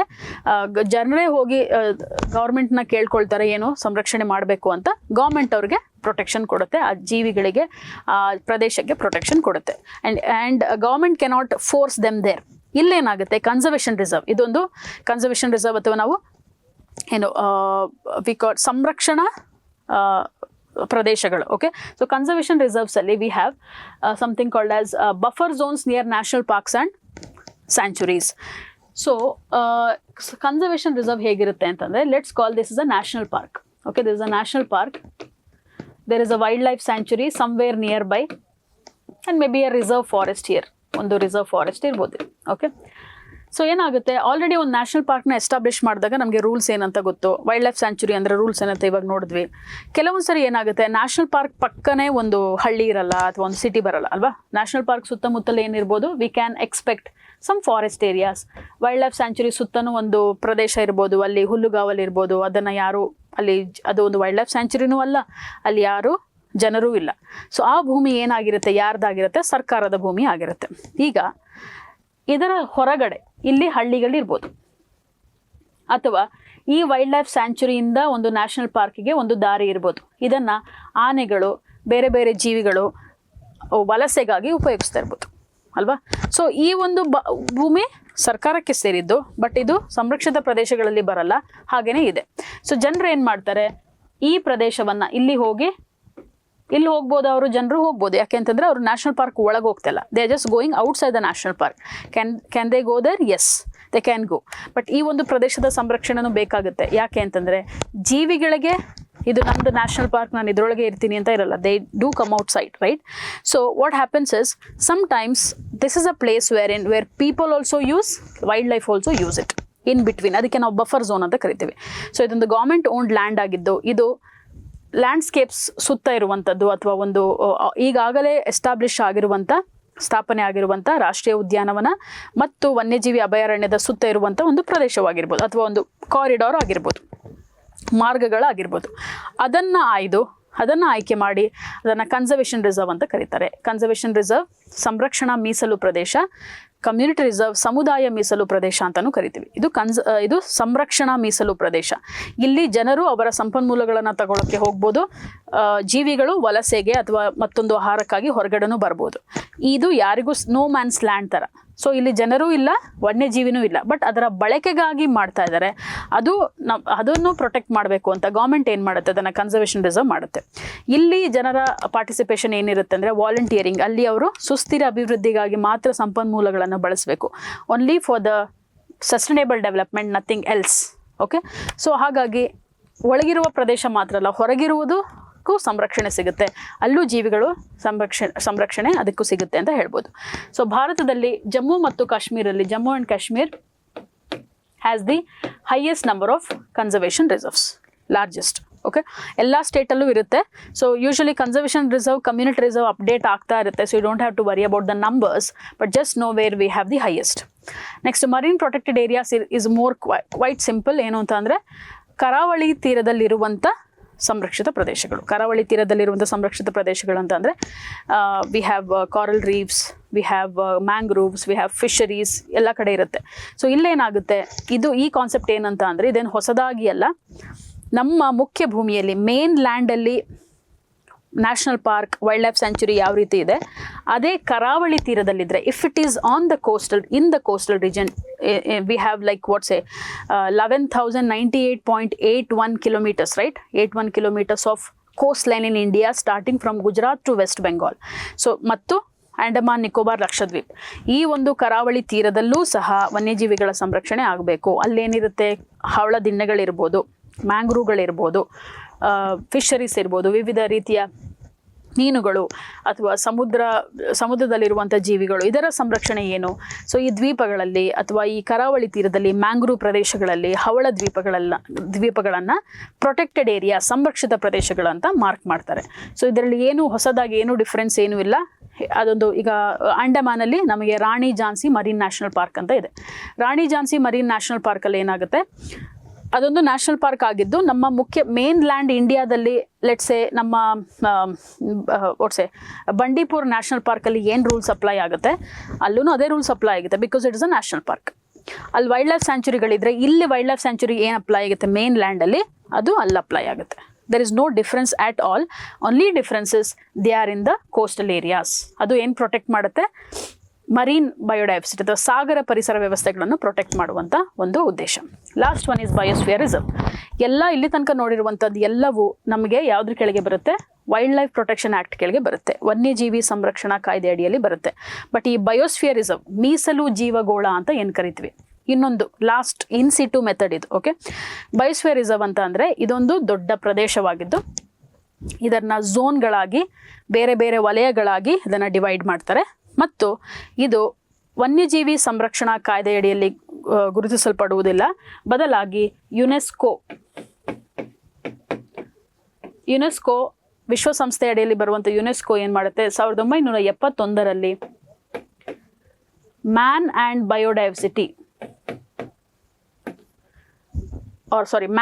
ಬಯೋಸ್ಫಿಯರ್ ಅನ್ನುವಂಥ ಮಾನವ ಮತ್ತು ಜೀವಗೋಳ ಅನ್ನುವಂಥ ಒಂದು ಕಾರ್ಯಕ್ರಮವನ್ನು ಪ್ರಾರಂಭ ಮಾಡುತ್ತೆ 1971ರಲ್ಲಿ. ಅದರ ಕೆಳಗೆ ಉಂಟಾದ ಒಂದು ಕಾನ್ಸೆಪ್ಟೇ biosphere reserve.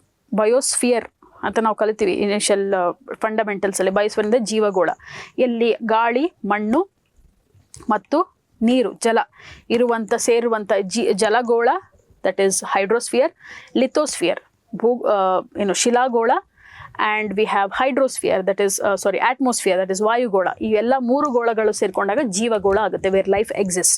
So earth is biosphere. So biosphere ಅಂತ ಅಂದರೆ ಎನ್ವೈರ್ಮೆಂಟ್ ಮತ್ತು ಮನುಷ್ಯರ ಅಥವಾ ಹ್ಯೂಮನ್ ಬೀಯಿಂಗ್ಸ್ ಮತ್ತು ಎನ್ವೈರ್ಮೆಂಟ್ ಅಥವಾ ಮನುಷ್ಯರು ಮತ್ತು ಅದರ ಪರಿಸರದ ನಡುವಿನ ಸಂಬಂಧ ಹೇಗಿರಬೇಕು, ನಾವು ಅದಕ್ಕೆ ಹೊಣೆಗಾರಿಕೆ ಇರುತ್ತೆ ನಮಗೆ, ಮತ್ತು ನಾವು ಅದನ್ನು ಸಂರಕ್ಷಣೆ ಮಾಡಬೇಕು. ಆಲ್ಮೋಸ್ಟ್ ಸೇಮ್ ಇದೆ.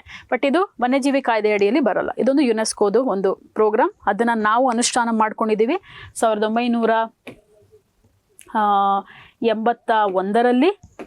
ಓಕೆ, 1981ರಲ್ಲಿ ನಾವು ಅದನ್ನು ಇಲ್ಲಿ ಜಾರಿಗೆ ತಂದ್ವಿ ಭಾರತದಲ್ಲಿ, ಮತ್ತು ನಾವು ಬಯೋಸ್ಫಿಯರ್ ರಿಸರ್ವ್ನ ಎಸ್ಟಾಬ್ಲಿಷ್ ಮಾಡೋಕ್ಕೆ ಶುರು ಮಾಡಿದ್ವಿ. ಇವೆಲ್ಲದಕ್ಕೂ ಬಯೋಸ್ಫಿಯರ್ ರಿಸರ್ವ್ಗೂ ಏನು ಡಿಫ್ರೆನ್ಸ್ ಅಂತ ಅಂದರೆ, ಒಂದು ಯುನೆಸ್ಕೋದಲ್ಲಿ ಅದು ಎಸ್ಟಾಬ್ಲಿಷ್ ಆಗಿರುವಂಥದ್ದು ಒಂದು.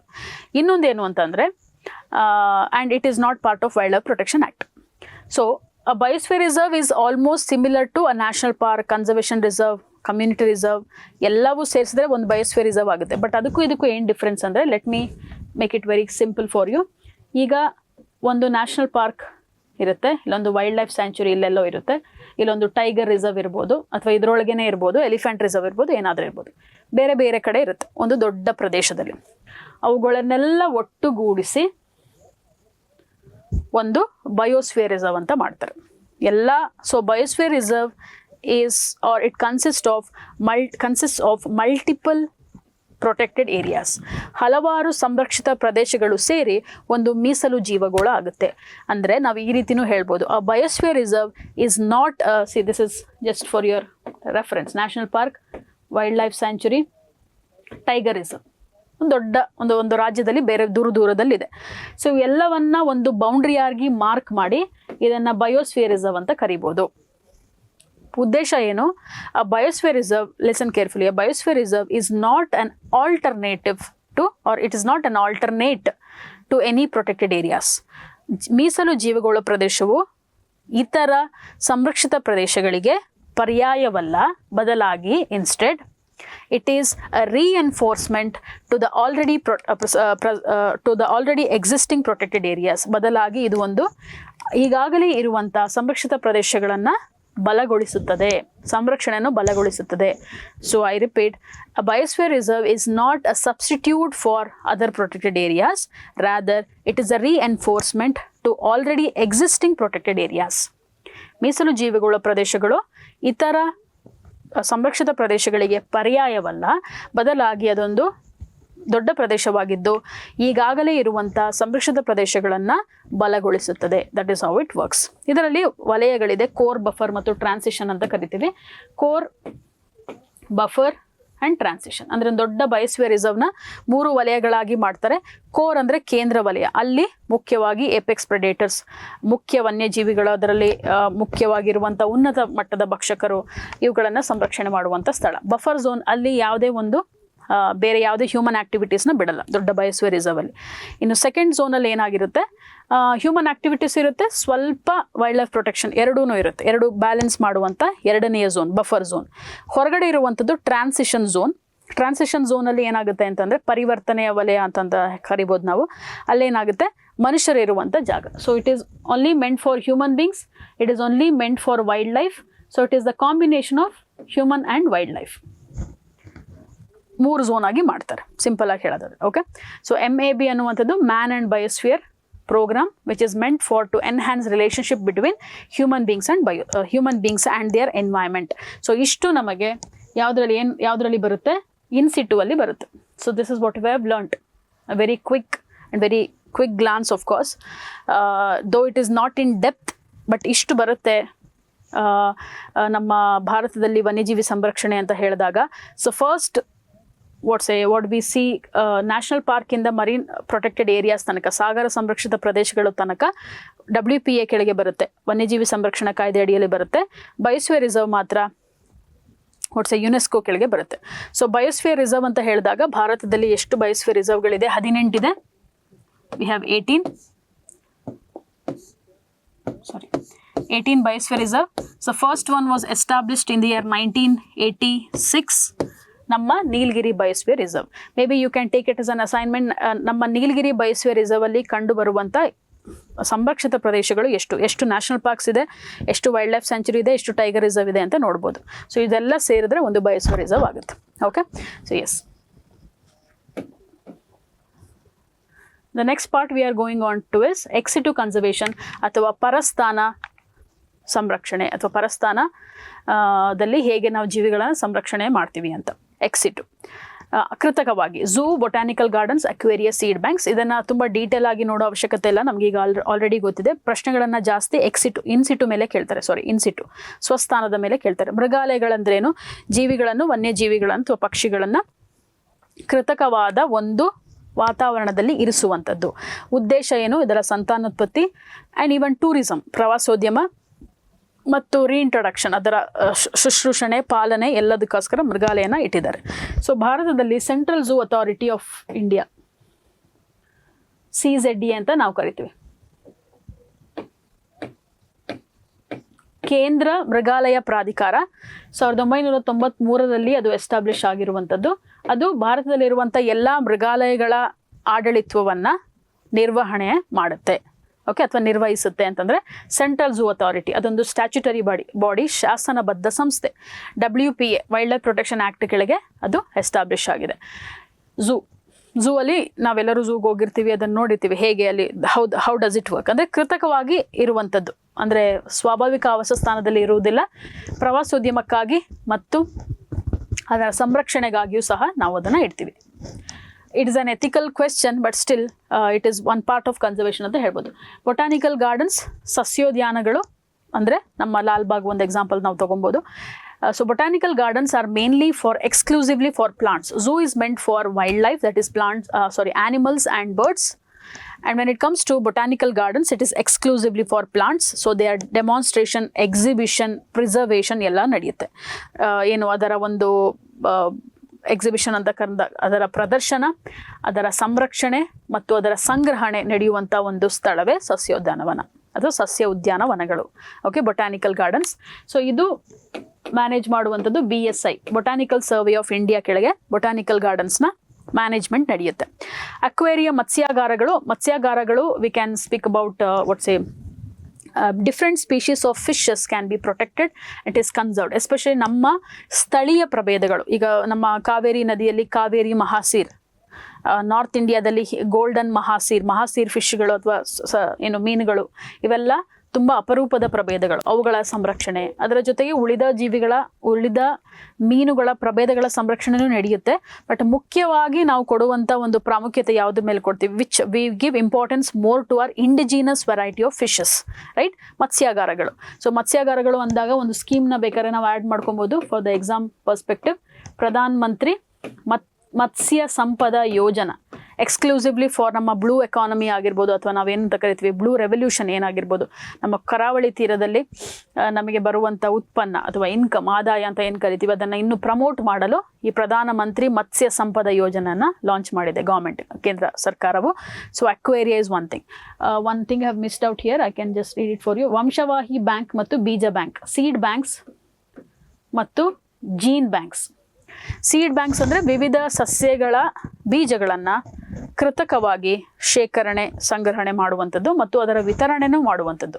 ಏನು ಫಾರ್ಮರ್ಸ್ಗಾಗಿರ್ಬೋದು ಅಥವಾ ರಿಸರ್ಚ್ಗಾಗಿರ್ಬೋದು, ಅದನ್ನು ಕೃತಕವಾಗಿ ಅಂದರೆ ಏನು, ಕ್ರಯೋ ಪ್ರಿಸರ್ವೇಷನ್ ಆಫ್ ಸೀಡ್ಸ್ ಅಂತ ಕರಿತೀವಿ. Cryo preservation refers to low ಟೆಂಪರೇಚರಲ್ಲಿ ಅದನ್ನು ಇರಿಸುವಂಥದ್ದು ಮತ್ತು ಅದರ ಮೇಲೆ ಸಂಶೋಧನೆ ಆಗಿರ್ಬೋದು, ಅದರ ವಿತರಣೆ ಆಗಿರ್ಬೋದು ಮಾಡುವಂಥದ್ದು. ಅದು ಬೀಜ ಬ್ಯಾಂಕ್ಗಳು, ಸೀಡ್ ಬ್ಯಾಂಕ್ಸ್ ಅಂತ ಕರಿತೀವಿ. ಜೀನ್ ಬ್ಯಾಂಕ್ಸ್ ಅಂತ ಬಂದಾಗ, ಜೀನ್ ಬ್ಯಾಂಕ್ಸ್ ಜೆನೆಟಿಕ್ ಮೆಟೀರಿಯಲ್ನ ಕ್ರಯೋ ಪ್ರಿಸರ್ವೇಷನ್ ಮಾಡುವಂಥದ್ದು. ಕ್ರಯೋ ಎಲ್ಲೆಲ್ಲಿ ಬರುತ್ತೆ ಈ ಪದ, this refers to low temperature. So ಯಾವುದೋ ಒಂದು ಜೀವಿಯ ಜೆನೆಟಿಕ್ ಮೆಟೀರಿಯಲನ್ನು, ದೇಹದ ಭಾಗವನ್ನು ಏನು ಮಾಡ್ತೀವಿ ನಾವು, ಅದನ್ನು ಸ್ಟೋರ್ ಮಾಡಿ ಫಾರ್ ಫರ್ದರ್ ಎಕ್ಸ್ಪೆರಿಮೆಂಟ್ಸ್ ಅಥವಾ ಹೈಬ್ರಿಡ್ ಕ್ರಾಸಿಂಗ್ ಇದಕ್ಕೆ ನಾವು ಉಪಯೋಗಿಸ್ಬೋದು. ಭಾರತದಲ್ಲಿ ನಾವು ಹೆಚ್ಚಾಗಿ ಸಸ್ಯಗಳ ಮೇಲೇ ನಾವು ಇದನ್ನು ನಡೆಸ್ತೀವಿ. ಇತರ ದೇಶಗಳಿಗೆ ಹೋಲಿಸಿದ್ರೆ we don't go for this cross breeding, hybriding ಅನ್ನೋ ಲೆಸ್ ಲೈಕ್ಲಿ. ಆದರೆ ನಾವು ಹೆಚ್ಚಾಗಿ ನಾವು ಸಸ್ಯಗಳ ಮೇಲೆ ಈ ಒಂದು ಸಂಶೋಧನೆಗಳನ್ನು ಮಾಡ್ತೀವಿ. ಸೊ ಇಷ್ಟು ಎಕ್ಸಿಟಿವ್ ಕನ್ಸರ್ವೇಷನ್ ಕೆಳಗೆ ಬರುತ್ತೆ. So today we have learned, or in this session we have learned, starting from all basic aspects of biodiversity, starting from what is biodiversity and all the related aspects. So here we conclude this session. So we will move on to the next topic in the next session. Thank you.